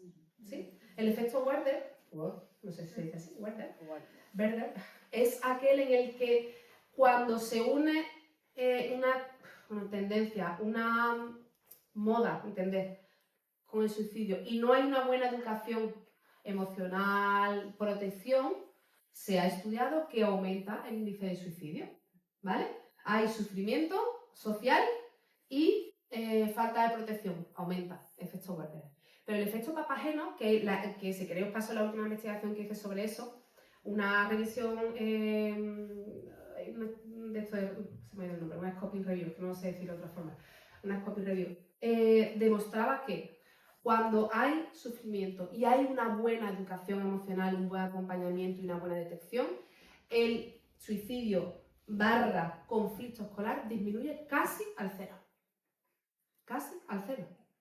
Y está demostrado científicamente, como con investigaciones en centros escolares, en entornos laborales, que cuando hay una buena prevención del suicidio a través de buenos programas de educación emocional y gestión emocional y del bienestar emocional, el índice de suicidio y del conflicto disminuye. O sea, que esto es ciencia, que no es que, oye, hemos dicho que esto no, es ciencia pura y dura y hay muchas investigaciones. El suicidio no se puede prevenir, claro que se puede prevenir. Y hay muchos factores de riesgo, pero me quiero centrar en que entendáis los factores de riesgo. Y me voy a ir a esto lo voy a pasar, no os preocupéis. Vale. No sé si conocéis este proverbio africano, ¿vale? Que se hizo muy famoso con Sector Marina, creo. Que dice, para educar a un niño y una niña suficiente. Antes era, para educar a un niño hace falta una tribu. Y hemos ido como ampliando cositas. Antes era, para educar a un niño bueno, una niña buena, hace falta una tribu buena. Y ahora usamos un término en psicología que es suficientemente buena, por aquello de humanizarlo, ¿vale? Entonces, para educar a un niño y una niña suficientemente buena, hace falta una tribu suficientemente buena. Por aquello de que la salud mental no es, y digo no grande, no es individual, es colectiva. El ser humano no puede sobrevivir, y tendría que daros un súper tema de apego, a nivel biológico, si no es con lo grupal. Precisamente porque somos el mamífero que nace más indefenso de todos los mamíferos. Si no nos cogen, nos amamantan, o nos protegen, o nos abrigan, nos morimos. Entonces, el ser humano por naturaleza biológica es social, y la salud mental es social y política. Y cuando digo política no digo partidos políticos, digo que la política en antropología es un posicionamiento social. Por eso no se puede transmitir valores sociales, no sé, valores políticos está mal dicho, pero bueno, una forma de explicarlo de forma sencilla, porque no se puede no transmitir, es el primer axioma de la comunicación, ¿vale? Entonces, con esto os voy a enseñar esta imagen. ¿Aquí qué veis? Ay, ¿qué veis? Venga, decidme que no hay truco, lo prometo, es verdad, ¿vale? Que no es un equipo de cirugía mayor, ¿vale? Es un equipo de Sant Joan de Déu, un hospital catalán, puntero en algo, ¿vale? En algo. Este equipo de cirugía mayor tiene un super equipo, ¿no? Veis que está ahí con pues, herramientas, atendiendo a la persona, en teoría buenos instrumentos, y tiene una serie de herramientas con las que saben que pueden intervenir. ¿No? Esto no es una tontería, pero lo pongo para que lo entendamos. ¿Vale? ¡Uy! Esto se me ha caído. No te preocupes, lo coges así. Me va a guardar, lo pongo. ¿Sí? Se me ha enganchado ahí. Pues, os voy a poner... Ahí. Gracias. Ah, bueno, y esto es un señor, creo que es señor, una chica arriba y un chico abajo, creo, en el que están operando a distancia. Oh my God, ¿vale? Ya somos capaces de operar a distancia. ¿Por qué? Porque se forman y tienen buenos instrumentos para ser capaces de a distancia o en presencia operar cosas tan complejas como puede ser un cerebro o un corazón, cualquier órgano. Hasta esto, bueno, más o menos, ¿vale? Lo sabemos. Pues no es lo mismo esto que poner una tirita. ¿Sí? ¿Vale? Yo, con mis conocimientos de madre, he sido scout y me sé más o menos manejar porque he hecho cosas de alta montaña y eso. Si mi hija pequeña llega con una herida, soy capaz de un poquito le limpio la herida, betadine, pero si me llega con una fractura abierta, todas esas cosas colgando y todas esas cosas, tengo que ir corriendo, ¿vale? A un hospital, a que haya un buen triaje para que vea lo que está pasando y entra directamente un cirujano o cirujana que valora lo que está ocurriendo y entonces despliega una serie de profesionales como educadoras sociales, trabajadoras sociales, psicólogas, abogadas, de todo, que dicen, vamos a valorar lo que está ocurriendo. Esto hace falta cirugía mayor. Y además no vamos a recuperar el brazo de esta niña en una operación. Hace falta 5 operaciones y rehabilitación. Y además psicología porque el trauma que tiene de la caída es brutal. ¿Vale? Pues lo mismo pasa en salud mental y en educación. Habrá cosas para las que puedan intervenir una maestra, una profesora o un profesor y cosas en las que necesitaremos un equipo en el que podamos transmitir información y diseñar cómo vamos a intervenir. Pues el suicidio es una de ellas. Porque nadie se suicida si no está sufriendo. Y generalmente el sufrimiento es hija o hijo del trauma. Y habrá traumas así y traumas de grandes.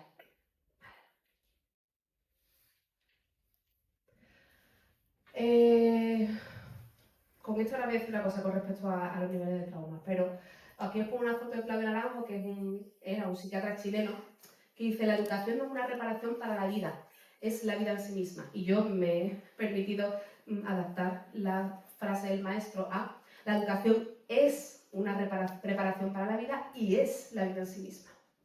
No existe el futuro, si además os gusta la física cuántica, imaginaros, aquello del futuro y el pasado, ya esas cosas ya no se llevan. ¿Vale? Entonces, ¿qué quiero deciros con esto? ¿Qué es la educación emocional con respecto al suicidio? ¿Vale? Ay, perdón, que no quiero tanto un infarto. Voy a ponerlo otra vez, ¿vale? Agarraros el corazón, ¿vale? Lo voy a poner otra vez. Ay, perdón, no, es que no puedo. Venga, voy a poner. ¿Este señor que está aquí hace educación emocional?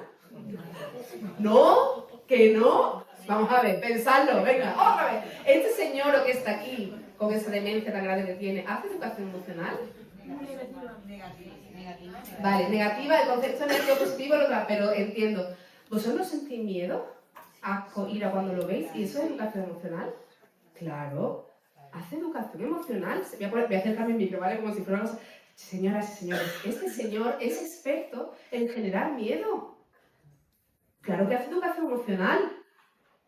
Tú con las tirantas vas provocando. Tú no me gustas que vayas de negro. Tú, me lo estoy inventando por Dios, chicas, ¿vale? Eres bajita y no cumples los cánones de belleza. Tú si no te esfuerzas no vas a hacer nada en la vida, cariño. Esto es educación emocional. Los hombres no lloran, a ti no te debería gustar otra chica, vosotras... Claro que es educación emocional. El miedo, lo punitivo, el decirle que lo que tiene que hacer, el ser una dictadora, eso es educación emocional. No se puede no educar las emociones. Tenedlo en cuenta. Y además sabéis cuál es la emoción que mejor funciona para que alguien se porte bien y sea correcta o correcto. El miedo. Me decía mi compañero, mi director de tesis, me dice, Alma, ¿tú quieres educar bien a tus hijos? ¿Vale? Y que sean buenos y que sean... Digo, sí. Y dice, pues generar miedo. A las consecuencias psicológicas, pero generar miedo. Tú míralo con cara de asesina, yo lo miro con cara de asesina, pero de broma. Digo, anda, te vas a levantar a la mesa sin recoger, a ver si eres capaz. Y bueno, mamá, no, pero yo uso mucho sentido humor en casa. Pero si yo me pongo por las malas y yo le digo a mis hijos, como te levantes de la mesa te doy una paliza. Y la he dado una vez para que vean que no es mentira. ¿Mi hija se portará bien? Sí, pero ¿a costa de qué? Y esto nos meteríamos en desarrollo de la personalidad, que es otro capítulo, ¿vale? Pero que no da tiempo hoy. Entonces, pensad, siempre se educa con emociones, siempre, solo que hay dos fuentes, como decía Jesús de Nazaret, el Dalai Lama, María Teresa, Santa Teresa de Jesús, hay dos fuentes de donde surgen todas las emociones, todas, chicas, que lo hemos visto en el duelo. Una es el amor y otra el miedo, ¿vale? Me está dando un sofoco y creo que voy a desmayar en breve, pero ya se me va a pasar. Estoy con pata para la menopausia. Como hemos subido la Uy, por Dios. Mira, he visto, digo, ahí está. En fin, ya está. Simplemente que sepáis que me está dando algo, ¿vale? Que es que me está subiendo la histamina, yo no sé lo que será. El amor y el miedo. Y cuando yo digo que, si tuviésemos tiempo, le habría dicho, ¿cuál es la emoción opuesta al miedo? Todo el mundo dirá, la valentía, el que no, que es el amor. El amor es un tipo de hormonas y el miedo es otro tipo de hormonas. Se llama cuando hay miedo no hay amor. O sea, es como no es posible. ¿Vale? Entonces, nosotros podemos educar, sí, se me da algo. Podemos educar desde una mirada amorosa o desde una mirada miedosa. Generalmente estamos siempre las dos. Por aquello que somos mitad hija de Dios y mitad hija del diablo, que está en la polaridad que siempre tenemos, pero esto sería otro taller sobre polaridades. Pero que sepáis que esto es educación emocional. ¿Vale? Que esto es educación emocional. Y, ¿por qué os digo esto? Porque en el siglo en el que vivimos, que algunos antropólogos y sociólogos ya llaman la sociedad líquida, incluso estamos hablando ahora ya de sociedad gaseosa, es decir, que no tenemos ninguna capacidad de anticiparnos a lo que está ocurriendo porque lo cotidiano se nos escapa por las manos. No hay hay muy poca capacidad de anticiparnos y eso lo estamos viendo. No somos capaces de saber lo que va a pasar al día siguiente. Pues en este contexto, ¿vale? El suicidio es un síntoma de que algo no va bien. En Valencia, no sé si sabéis, estoy acompañando todo el tema de la Dana, la psicóloga que estaba detrás de la Dana de los profes, era yo. Pues me invitaron al último congreso que hicieron de docentes y justo antes de mí yo clausuraba la conferencia y vi un psiquiatra que llevaba muchos años estudiando sobre el tema del suicidio y la salud mental. Y se abordaban dos variables posibles por lo que había aumentado mucho el índice de suicidio en España, ¿vale? En España.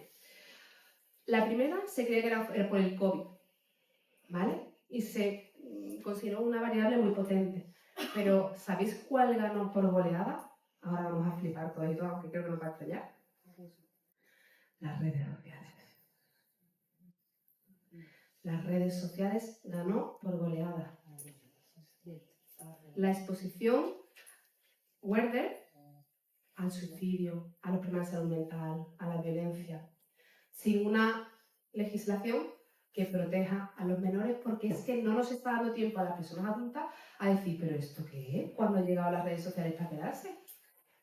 La variable que ganaba por goleada, el por qué había tanto sufrimiento, eran las redes sociales.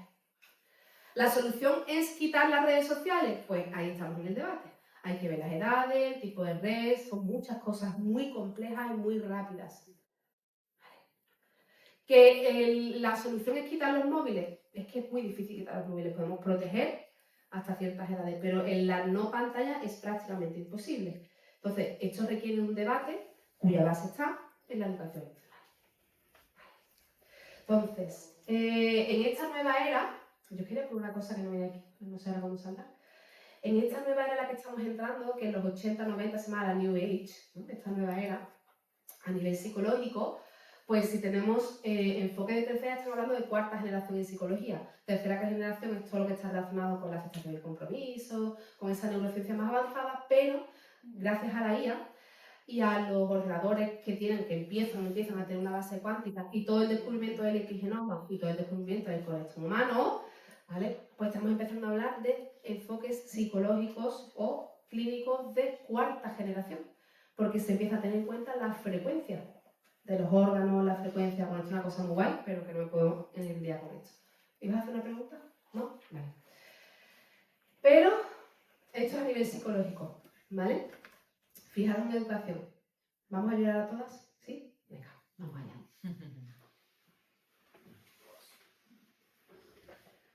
Este es el avance de la educación, por lo menos, bueno, en parte de Occidente, sí. Y diréis, Palma, ¿y por qué nos cuentas esto relacionado con el suicidio? Porque la forma en la que se aborda la educación emocional es clave.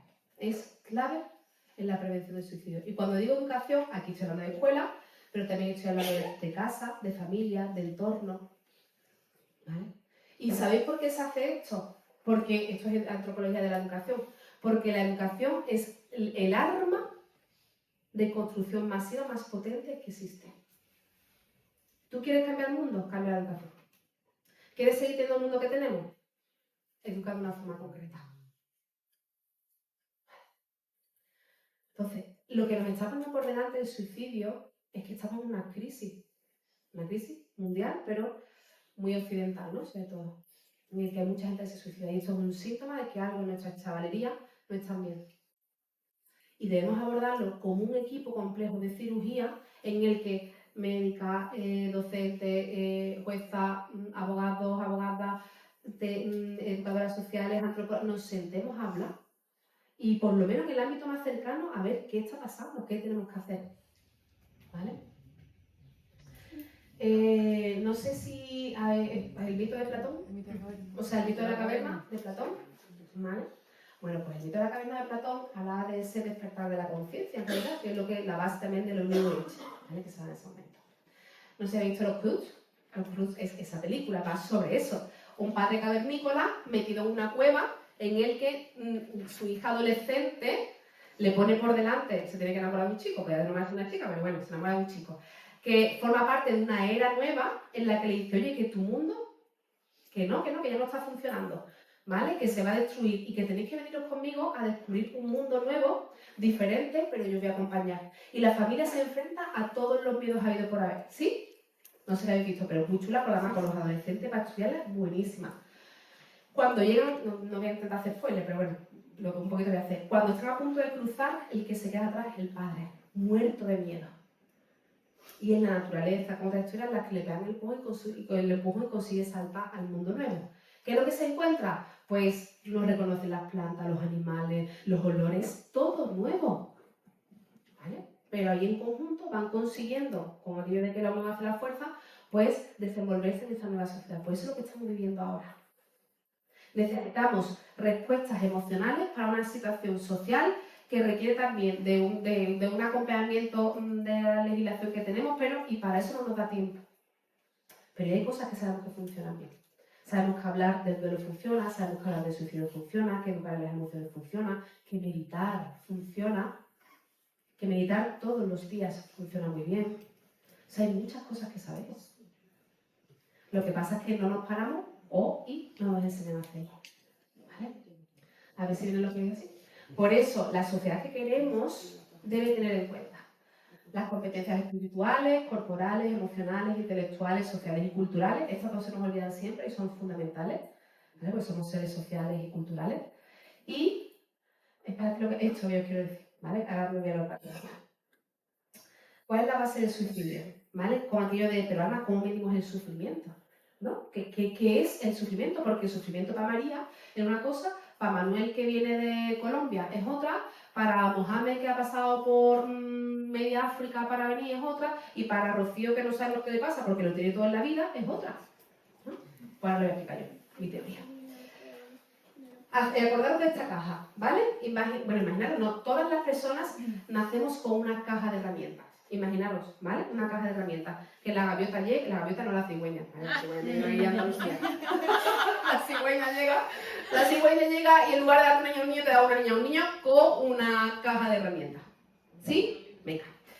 La vida a mí me encantaría que fuese amable, maravillosa, benévola, pero no lo es.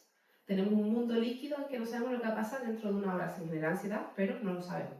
Entonces, imaginaros que tenemos que construir cosas. Entonces, la vida llega y me dice, Alma, tienes que construir un muro, un puente, un pilar, una casa, una iglesia. Yo hago así y en mis diferentes etapas evolutivas abriré mi caja de herramientas y diré, uy, solo tengo un martillo.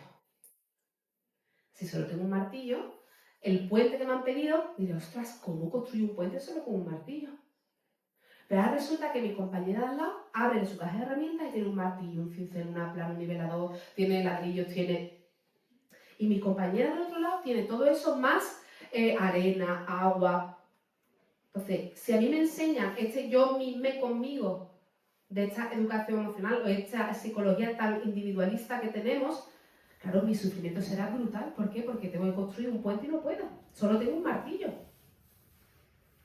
Y tengo dos opciones, o me uno a mis compañeras, pero para eso hay que trabajar mucho el contexto y el grupo, ¿vale? O el sufrimiento será brutal.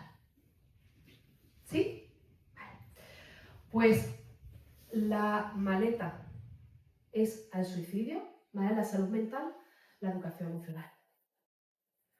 Todas las herramientas que se meten en la mochila, en la maleta de un niño o una niña a lo largo de la vida, es educación emocional. La educación emocional es la base de la salud. /salud mental. Por eso es tan importantísima. Es que es clave. Porque cuando ya llegan a la salud mental general, porque yo no me gusta la de salud mental, me gusta la de salud, porque no podemos separar la mente del cuerpo, pero bueno, cuando llegan a salud mental es porque ya está todo, la herida está muy profunda. Pero si yo cojo a tiempo una situación dolorosa y genero buenas herramientas, la persona va a ser capaz de desenvolverse en el mundo y construir puentes y lo que le echen por delante. Entonces, ¿por qué es importante la educación emocional en las familias, en el entorno, en los centros educativos? Porque van metiendo herramientas para que una persona se pueda desenvolver en qué me pones por delante. Y esa es la base de la resiliencia.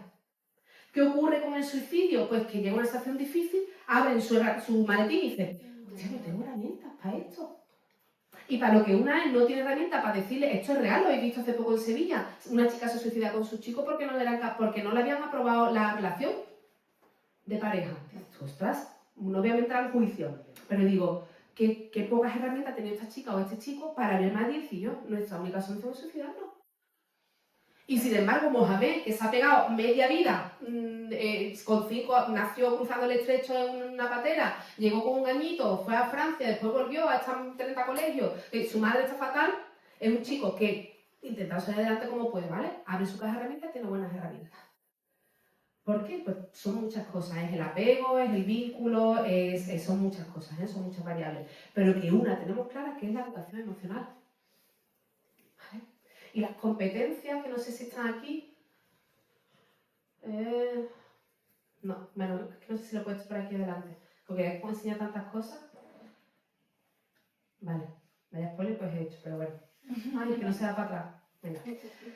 Y las competencias emocionales son muchas, ¿vale? Yo las he clasificado en espirituales, corporales, emocionales, intelectuales, sociales y culturales. Y todas dentro, esto en mi libro las desarrollo, ¿vale? En la Escuela Sensibles al Trauma tengo todas desarrolladas. Pero las competencias espirituales o experiencias cumbres, las corporales, emocionales, intelectuales, todas estas tienen muchas competencias dentro. Que si las conocemos como docentes, como papás y mamás, pues somos capaces de ir echando herramientas en ese maletín para que las personas se puedan desenvolver en la vida. Puedo elegir hacerlo desde el miedo, ¿vale? O desde una mirada amorosa. Amorosa, con sentido del humor, compasiva. Y esto es ciencia, ¿eh? Ya lo explicaré por qué. Esto es ciencia. ¿Sí? Entonces, en el suicidio lo que ocurre es que se unen, entended por favor esta expresión tan burda, se une el hambre con las ganas de comer. Se une el sufrimiento con abro el maletín y no tengo herramientas. ¿Vale? Quedan 5 minutos. 5 minutitos. Entonces, esto lo paso, esto apego. Esto es vínculo. Mira la ciencia, ¿vale? Esto es lo New Age, es lo que hay que dar respuesta ahora. Neuroanatomía funcional de la meditación. Metaanálisis de 78 investigaciones de neuroimagen funcional. Los efectos de las intervenciones en la gratitud, una revisión sistemática y un metaanálisis. La neurociencia de la gratitud y sus efectos en el cerebro. Ayudar a los demás, ser feliz, el efecto del comportamiento altruista, la felicidad de diferentes culturas. El tacto afectivo, un canal de comunicación para el intercambio social. Aplicaciones prácticas de la conexión a tierra para apoyar la salud. ¿Vale? El amor promueve la salud. Todo esto son papers, son todas investigaciones, ¿vale? Efectos del entrenamiento de la compasión y la respuesta cerebral al sufrimiento ajeno. Danza consciente, hoy el día de la danza. Beneficios percibidos y bienestar psicológico de los participantes. Recibir un abrazo se asocia con la atenuación del estado de ánimo negativo que se presenta en días con conflicto interpersonal. El tacto autoconsolador y los abrazos reducen la respuesta del cortisol al estrés. 3 décadas de investigación sobre las relaciones individuales entre maestros y niños, una revisión cronológica de temas destacados basados en el apego. O sea, que todo es ciencia además. Que lo bueno que tenemos ahora, con todo el avance que tenemos a nivel científico, que lo que siempre hemos intuido que era bueno, abrazar, sentirse querida, querido, salir a la naturaleza, tener una conversación, irse de cervecita con las amigas, todo eso, ¿vale? La ciencia es aplastante, aplastante. Entonces, todo lo que da salida a esa situación en la que yo veo que no tengo salida y que debería estar en mi maletín, ahora la ciencia lo avala. Lo que pasa es que tenemos que saber cómo se hace, de qué forma, qué competencias son, todo eso tenemos que saber hacerlo. Y ahora, sobre suicidio, si queréis, leed cualquier librito que haya que os den cosas muy concretas, ¿no? Protocolos, conversaciones, pero si esto no lo entendemos, en lo que leáis, os podéis posicionar de la parte del miedo y no de la parte más amorosa. ¿Vale? Por eso de que no es posible hacer educación y psicología o lo que sea, de la profesión que sea, sin un posicionamiento político. Y político en antropología es la relación que yo establezco de poder con la otra persona. Si me coloco aquí, o me coloco aquí, o me coloco aquí. ¿Vale? Entonces no es posible educar de ahí. Y no sé si esto se puede escuchar. ¿Conocéis la peli de Matrix? Ay. Por Dios, decirme que sí. Sí. Ponle la primera, el resto no sé si se podrá ver. Mira, terminamos con esto, ¿vale? Te voy a decir el informativo. No sé si escucharán a prueba. Vamos a ver si no, si voy a- lo voy a se oye, llamar si a no. Mario. Te explicaré por qué estás aquí. Estás porque sabes algo, aunque lo que sabes no puedes explicar, pero lo percibes. Ha sido así durante toda tu vida. Algo no funciona en el mundo, no sabes lo que es, pero hoy está como una pastilla clavada en tu mente y te está enloqueciendo. Esa sensación te ha traído hasta aquí. ¿Sabes de lo que te estoy hablando? De Matrix. ¿Te gustaría realmente saber lo que es? Matrix nos rodea Está por todas partes, incluso ahora en esta misma habitación. Puedes verla si miras por la ventana o al encender la televisión. Puedes sentirla cuando vas a trabajar, cuando vas a la iglesia, cuando pagas tus impuestos. Es el mundo que ha sido puesto ante tus ojos para ocultarte la verdad. ¿Qué verdad?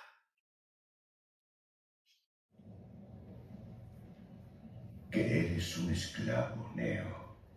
Igual que los demás, naciste en cautiverio, naciste en una prisión que no puedes ni saborear, ni oler, ni tocar. Una prisión para tú.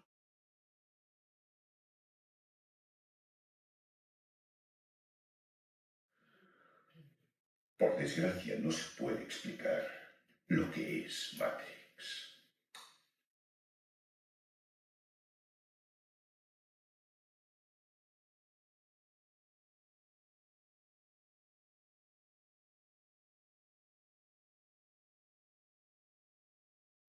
Esta es tu última oportunidad.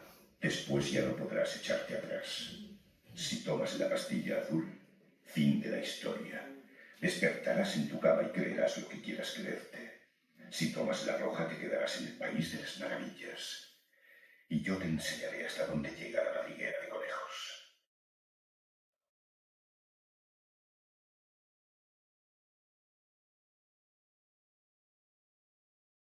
Recuerda, lo único que te ofrezco es la verdad, nada más.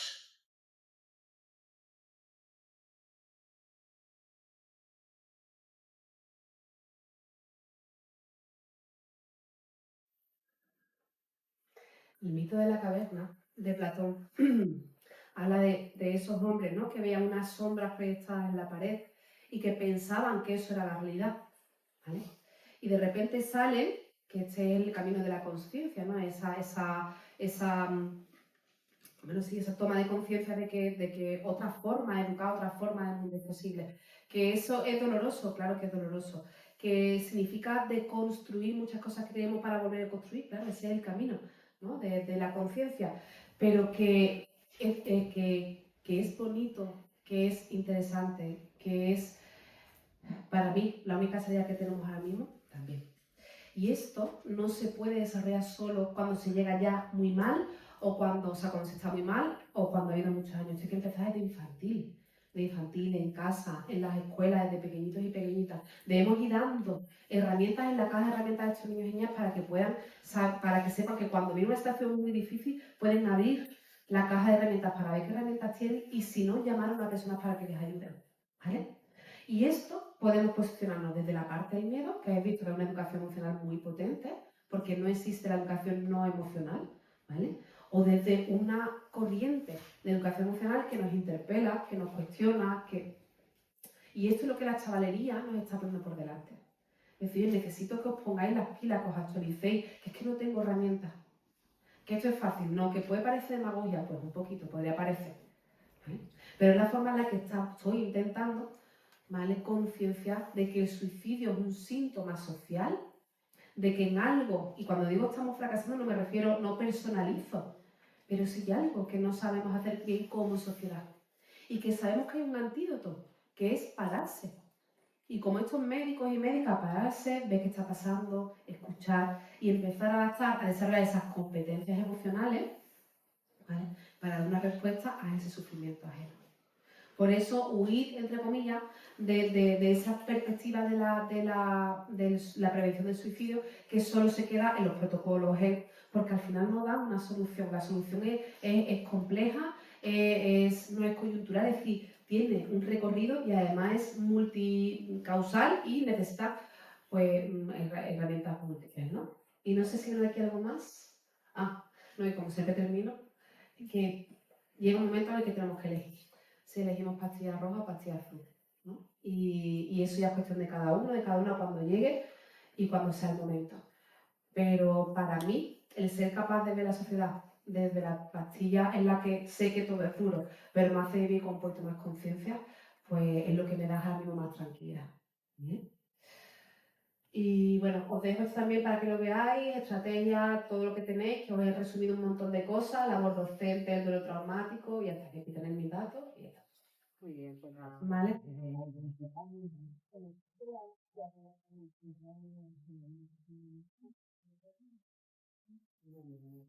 Bueno, pues Ay. hemos dejado un tiempecito, como un cuartito de hora, para que hagáis preguntas y se haga un debate si queréis, preguntar algo a Alma. Y bueno, pues bueno, adelante, tenéis la palabra vosotros ahora. Preguntas, reflexiones, compartir lo que queráis.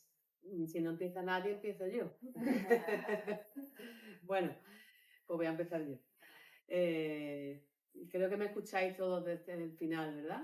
Bueno, si no voy a poner el micro. Bueno, yo tenía una pregunta a raíz de yo, sobre todo la parte final que has estado diciendo, que quizás es la parte más interesante porque el dotar de herramientas, los que estamos aquí, que somos docentes, orientadores y demás, pues siempre hemos, bueno, pues nos hubiera encantado poder dotar de herramientas, primeramente al propio profesorado que no las tiene, y por tanto al alumnado que tenemos delante, ¿no?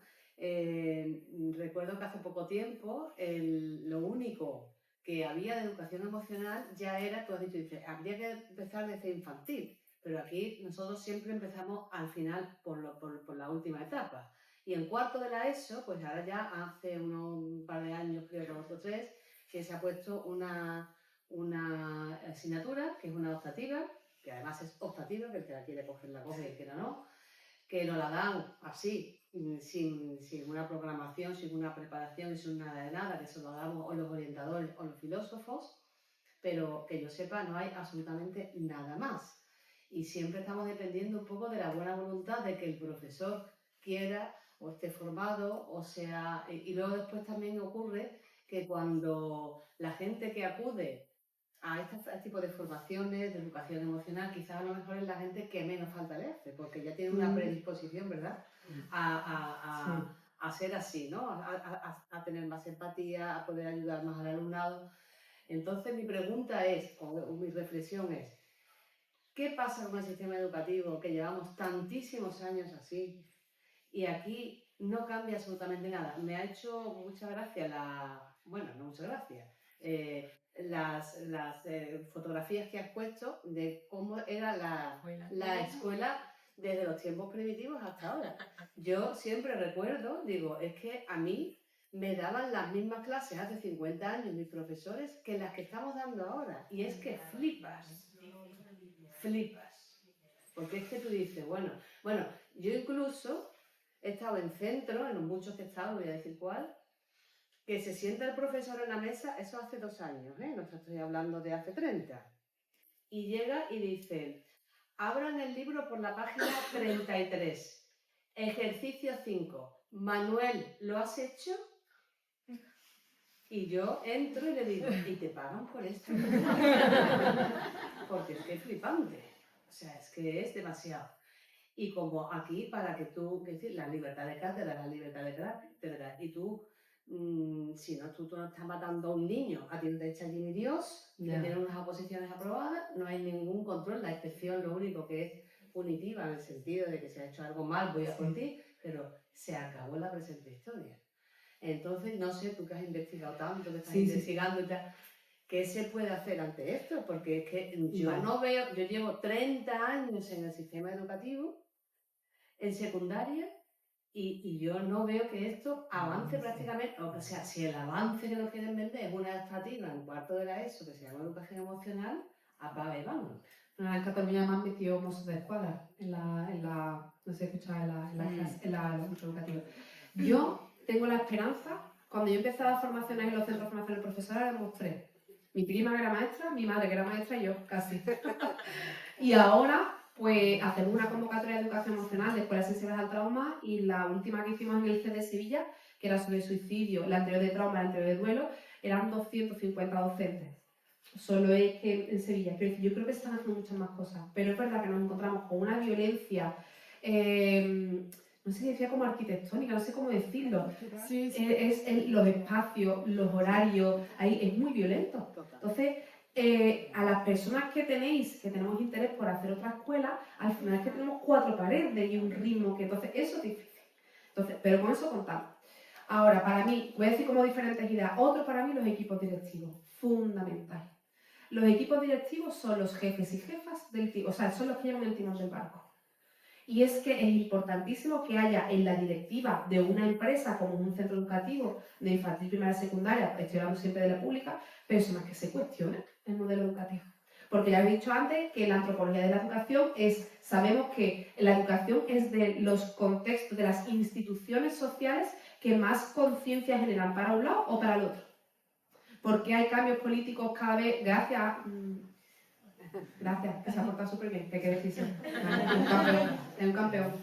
¿Por qué cambian las leyes educativas cada vez que cambia un partido? Pues porque se sabe que se hace también política en las escuelas. Y la forma en la que se conciencia. Eso por otro lado. Y lo último, hago una pregunta que voy a hacer aquí. ¿Cuántas de las personas, esto decirlo sinceramente, ¿verdad? ¿Cuántas de las personas consideráis que estéis preparadas para dar, a lo mejor no un taller, una conversación, acompañar emocionalmente? Estamos hablando de algo informal, ¿vale? ¿Cuántas creéis que tenéis competencias mínimas para tener una conversación acompañada de un abrazo? Venga, ¿cuántas os consideráis que tenéis esas capacidades? Venga, perfecto. Y de todas las que habéis levantado la mano, ¿cuántas habéis ido a terapia? ¿Cuántas habéis hecho curso de constelaciones familiares sistémicas, gestal? Es que es el trabajo personal. Chicas, chicos, es el trabajo personal. Es que la clave por muchas mesas, por mucho es el trabajo personal. Y os pongo un ejemplo. Accidente de tráfico en la puerta de un instituto. ¿Vale? Llevo un instituto, no me acuerdo ni cuál era. Y a gestionar. Era un duelo que había pasado, con otro que se venía, una cosa horrible, terrible, horrorosa. Y pregunto, del duelo del que me habéis hablado, ¿quién intervino en esa situación para saber si puede intervenir en esta nueva? Y levanta un profesor al final de la sala profesora. Y digo, ¿qué hiciste? Y me dice, muy gracioso, me dice, mira, te voy a decir una cosa, yo de duelo no tengo ni idea, pero mis padres se mataron en un accidente de tráfico. Y le dije, ¿y qué hiciste? Pues cuando mi alumna fue capaz de entrar al instituto, la cogí, le di un abrazo y le dije, qué putada, María, qué putada. Le dije que esto es educación emocional. ¿Sabes? Ahora, si a esto le ponemos información y conocimiento, ostras, pero de donde no hay, no sale. Como dice mi maestra Carma, de donde no hay, no sale, lo que hay siempre sale. Entonces, de donde no hay amor, ternura, el fijarse, decir, yo, ¿no estáis viendo que este chaval está sufriendo? ¿No estáis viendo que Manuel ha pasado por 30 países hasta llegar a Sevilla? ¿No veis que esta chica, el comportamiento que tiene no es normal? Y que si de 10 personas, ¿vale? 4 han sido abusadas, a lo mejor ella cumple la estadística. Vamos a pararnos a preguntar. Si esto no sale, da igual las deformaciones que hagáis, cursos, másteres, en la UNED hacerlos todo, ¿vale? Pero da igual lo que hagáis, porque la base está en esas herramientas que os dejaron, o vuestras madres, vuestros padres, vuestros maestros, o han salido de vuestra experiencia, que es preguntar, interesarse, que es esta sociedad que estamos construyendo, que es la base del amor. Si, tío, yo no soy capaz de pasar por una clase cuando hay una alumna que está sufriendo. Lo que pasa es que las alumnas de cuarto de la ESO, tercero, primero y quinto de primaria, a todas las edades, el sufrimiento no es como el de una mujer adulta que se toma un alprazolam porque tiene ansiedad. Es que el sufrimiento en los menores es liar la parda, o tensionarse, o... Entonces, si no nos conmovemos, da igual los cursos que hagamos, no va a salir, no va a salir. ¿Alguien más? Pues, Venga, Leticia. que espero que no nos veamos nunca a un juicio ni nada, ¿vale? Chao. Interesante. Gracias. Los que no habéis firmado, hay unas hojitas allí para luego daros el diplomita, ¿vale? Perdón, nada más que era ese introducción. Mira, yo primero agradecerte, como tú, el proceso tuyo de agradecimiento, porque yo me he visto en situaciones complicadas en el centro y soy orientadora y ha sido gracias a formaciones tuyas con las que yo he podido herramientas para poder salir al paso de elaborar duelos en el centro o situaciones complicadas. Lo que pasa que cada vez se está incrementando Todo más es más. las situaciones Es brutal. de baja intensidad, porque estamos viviendo lo de las autolesiones, que no has hablado hoy, pero claro, no llegamos a los suicidios y ahora nos han plantado el protocolo, que no había antes. Antes no sabíamos qué hacer, pero ahora hay un protocolo que sabemos perfectamente lo que hacer con 15 pasos, los pasos. Pero claro, llega un momento que estamos desbordados. Yo el otro día estaba con una compañera, me dice, tengo 33 protocolos Sí, en mi sí, centro, ¿vale? Sí, sí, sí. Y entonces digo, bueno, ¿y tú qué haces? Es que ese acompañamiento o incluso llegar a saber lo que tú estás hablando, que yo tiro de experiencia, de formaciones, Sí, pero sí. que llega un momento, ¿cómo puedo yo saber cómo actuar si estamos, a lo mejor tengo 1 hora a la semana para poder hablar con esa chica y que conecte en ese momento y que te pueda en un momento dado esa silla vacía o ese momento que te diga lo que a lo mejor está pasando? Ya. Aunque sea en colaboración con equipos y con especialistas, pero yo creo que ahí la gotita que podemos hacer, Sí, sí. yo hay veces que me desbordo y digo, bueno, pues Claro. a ver cómo podemos nosotros ayudar, pero Mira, habría que hablar no de sé. autocuidado docente y habría que hablar de la culpa, ¿vale? Profesional. Antes de hacer a un niño también una parte. No sé si esto lo llegaremos a ver y no sé si de repente llegará un varapalo que cambie todo, pero en las islas, en Gran Canaria, ya han introducido la figura del psicólogo o psicóloga en los centros educativos, en contraste con Cataluña, que está metiendo la figura del policía. ¿Cuál es la diferencia? Yo en Cataluña he dado pocas formaciones, pero en Canarias me he hartado todos los centros, todo. Y no es casual que la semana que viene me veas con el equipo de atención al suicidio y duelo, que estén ampliando equipos de profesionales y que estén incluyendo, no lo digo por mí, sino que no es casual porque tengo un equipo muy potente de gente que está en la delegación allí muy potente. Entonces, no sé si lo llegaremos a ver, pero cómo concienciamos, cómo nos interpelamos a nuestros compañeros, cómo también confrontamos a nuestros compañeros, porque además tenemos la ciencia de nuestro lado en todo. Cómo confrontamos a nuestros equipos directivos, o sea, todo lo que esté en nuestra mano a nivel político, vuelvo a insistir, de cómo nos colocamos, eso es fundamental, eso por un lado. Por otro lado, yo siempre digo que tenemos como a 25 cabezas, a 25 o 30 cabezas un centro educativo, en el caso de secundaria y primaria, para proyectar. Y tenéis en mi canal YouTube, tenéis la unidad 0. Tenéis todo cómo empezar una programación de educación emocional para desde la base, o sea, desde el primer día de un primero de la ESO, un primero de primaria, empezar a tener 3 cosas clave, que es meditar, relajarse y agradecer, que es por donde debe empezar un programa de educación emocional con el vocabulario. Eso por otro lado. Y lo último, que no es menos importante, pero que va en relación con todo, es la culpa profesional. ¿Qué quiero deciros con esto? Yo, el otro día, anteayer, hablaba con unas compañeras, digo, mira, se habla siempre de los sanitarios y sanitarias con el tema del COVID, pero yo tengo de docentes de baja que es que no me cabe en las manos, en los dedos de mi, o sea, no me cabe en los dedos de mi mano. Quiero decir que la violencia hacia la educación es tan potente que no somos ni siquiera conscientes de la cantidad de compañeros y compañeras que no pueden más. Pero es que además, como sois personas que tenéis desarrollada la compasión, porque lo veis, porque no podéis dejar de mirar a Manuel, a María, a Mohamed, a Fátima, no sois capaces de entender lo que estoy diciendo con cariño, de cuidaros y poner límite, porque sabéis que el día que os cuidéis os vais de baja porque no podéis más. Entonces yo estoy empezando a trabajar que en la coyuntura que tenemos actualmente ser capaces de, es que decía, claro, no bajar el listón de exigencia porque después entonces había protocolos que no se pondrían, pero cómo encontramos una fórmula en la que somos capaces de cuidar y aceptar, a esta no llego. Yo te decía un compañero mío que era orientador, me decía también, ahora tengo 32 partes puestos de suicidio. O sea, protocolos abiertos de suicidio. ¿Qué hago? Y digo, se llama Eugenio. Digo, Eugenio, medita y llega hasta donde llegues, tío, porque va a acabar contigo. Y entonces llega hasta donde llega. Lo que pasa es que hay una culpa profesional muy potente en el que nos sentimos malas personas, pero es que no podemos más. Y yo no sé si sigues estando tú sola como orientadora, tienes a tu compi, ya no, ni siquiera. No, estoy sola. Estás sola. ¿Vale? Entonces, Claro, lo que pasa es que de lo que tú hablabas es algo estructural. claro. Porque hablas con la familia, tampoco tienen herramientas, hablas con otros compañeros, tampoco tienen herramientas, y los chicos están sufriendo. Y es la forma de manifestarlo, entonces, no sé. Claro. Yo ahí no he puesto la diapositiva, una diapositiva que pone educación emocional de fuera hacia adentro y de dentro hacia afuera, que lo explico mucho. Hay una educación emocional de fuera hacia adentro, que es la que planificamos y programamos, que esta está en el currículum. ¿vale? Que es que yo voy a trabajar estos temas según las etapas evolutivas de mis alumnos y los pongo, ¿no? Y eso se planifica, la educación emocional se planifica, tenemos materiales de vocabulario emocional, hacemos trabajo de resolución de conflictos, todo eso se trabaja con equipos de grupos de trabajo en los centros educativos, con equipo directivo potente, y ahora os digo una cosa con respecto a esto. Y después está la educación emocional de dentro hacia afuera, que es la que sube con el emergente, de esto que no te espero y de repente surge, ¿vale? Para las dos hace falta formación y competencia. Pero hace falta competencia también para hacer atender un duelo en un momento dado y después planificar un trabajo de vocabulario emocional en el aula. ¿Vale? Y creo que es importante, y por eso lo estamos haciendo, no sé, por ejemplo, antes decía Carmen, yo dirijo la Asociación Española de Educación Emocional, se llama así, Asociación Española de Educación Emocional. Ahí están, pues si somos 300 socios y socias por ahora, pues 250 pueden ser docentes.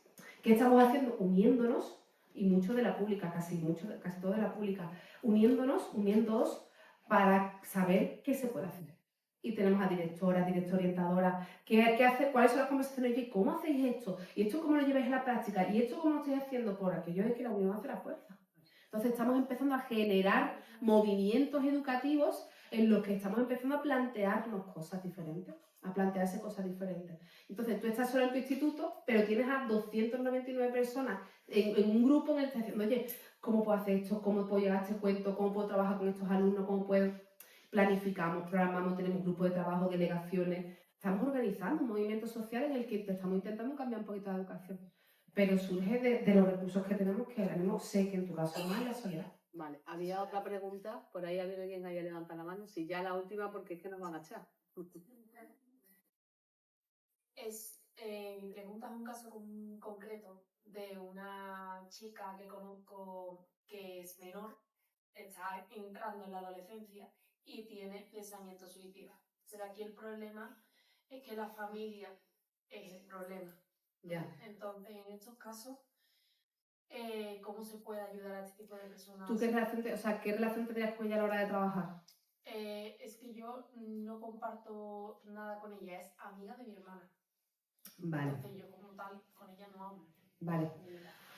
Es difícil. Hay diferentes cosas que hacemos. Primero, claro, hablar con los familiares, después no dejar sola a la chica, pedir ayuda inmediatamente. Si no puede ser un centro de salud, o sea, primero el centro educativo, se llama el centro educativo y se pide ayuda. El centro educativo puede llamar a servicios sociales o a salud mental, ¿vale? Todos esos protocolos se pueden hacer. Que es avisar a los mayores que tienen poder. Cuando no llega la familia, hay que llamar al centro educativo o a servicios sociales. Porque es que tenemos responsabilidad civil también ante esas personas, eso por un lado. Y por otro lado, esto lo que pasa es que tenemos una formación compleja no de acompañamiento al suicidio, pero yo, por ejemplo, como terapeuta, lo que hago es trabajar con la parte suicida. Catapum, ¿vale? Todas las personas que estamos aquí, y ya termino prontito, ¿recordáis las películas de Disney en la que aparece un angelito y un demonio? Vale, Inside Out, del revés. Vale, pues esa es la vida real. Nosotros tenemos diferentes partes y está la parte que se enfada, la que es una dictadora, la que es una cachonda, la que... Entonces, hay una parte, ¿vale?, de las personas que tienen ideación o tentación suicida, que es la suicida. La que ella por sí misma se quiere suicidar y no se suicida porque hay otras partes que la protegen. ¿Esto se entiende? De forma muy sencilla, ¿vale? Entonces, cuando trabajamos, hablamos y trabajamos sobre esa parte suicida para que el resto de partes puedan protegerla con diferentes técnicas, herramientas. ¿Qué puedes hacer si no tienes ningún contacto? Pues proteger a tu hermana, para que pida ayuda a tu hermana, ¿vale? Y si tuvieras algún contacto, pues intenta hablar con ella para que pida ayuda. Y si no tienes ninguna posibilidad, pues por lo menos entablar una conversación con esa parte, ¿vale? Para que te cuente qué está pasando, qué está sufriendo y darle alternativas que no sea el suicidio. Hay un libro que se llama La Niña Amarilla, que va de una chica además que se intentó suicidar y ha recogido relatos de personas de diferentes edades, todas que han terminado bien, por decirlo de alguna forma. Y son relatos bastante resilientes, son muy interesantes, se pueden trabajar en secundaria muy bueno.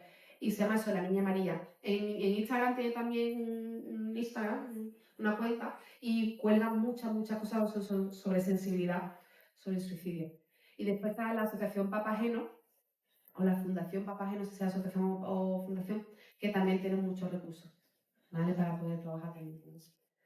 Bueno, pues como no nos da tiempo a más, porque ya es la hora, ya hemos cerrado, Pues nada, yo quería preguntarte, Alma, si esta diapositiva tú no las puedes Sí. hacer llegar y Os la yo paso. a través de los correos electrónicos que habéis dejado en las inscripciones, pues lo voy a procurar mandárosla, ¿vale? A todos aquellos que nos habéis inscrito oficialmente, por favor, dejad si queréis allí vuestro nombre y apellido, como he dicho antes, DNI y el correo electrónico para que os mandemos la información, ¿vale? Bueno, pues muchas gracias de nuevo. Un placer, Gracias, Alma, y gracias. muchas gracias. Gracias.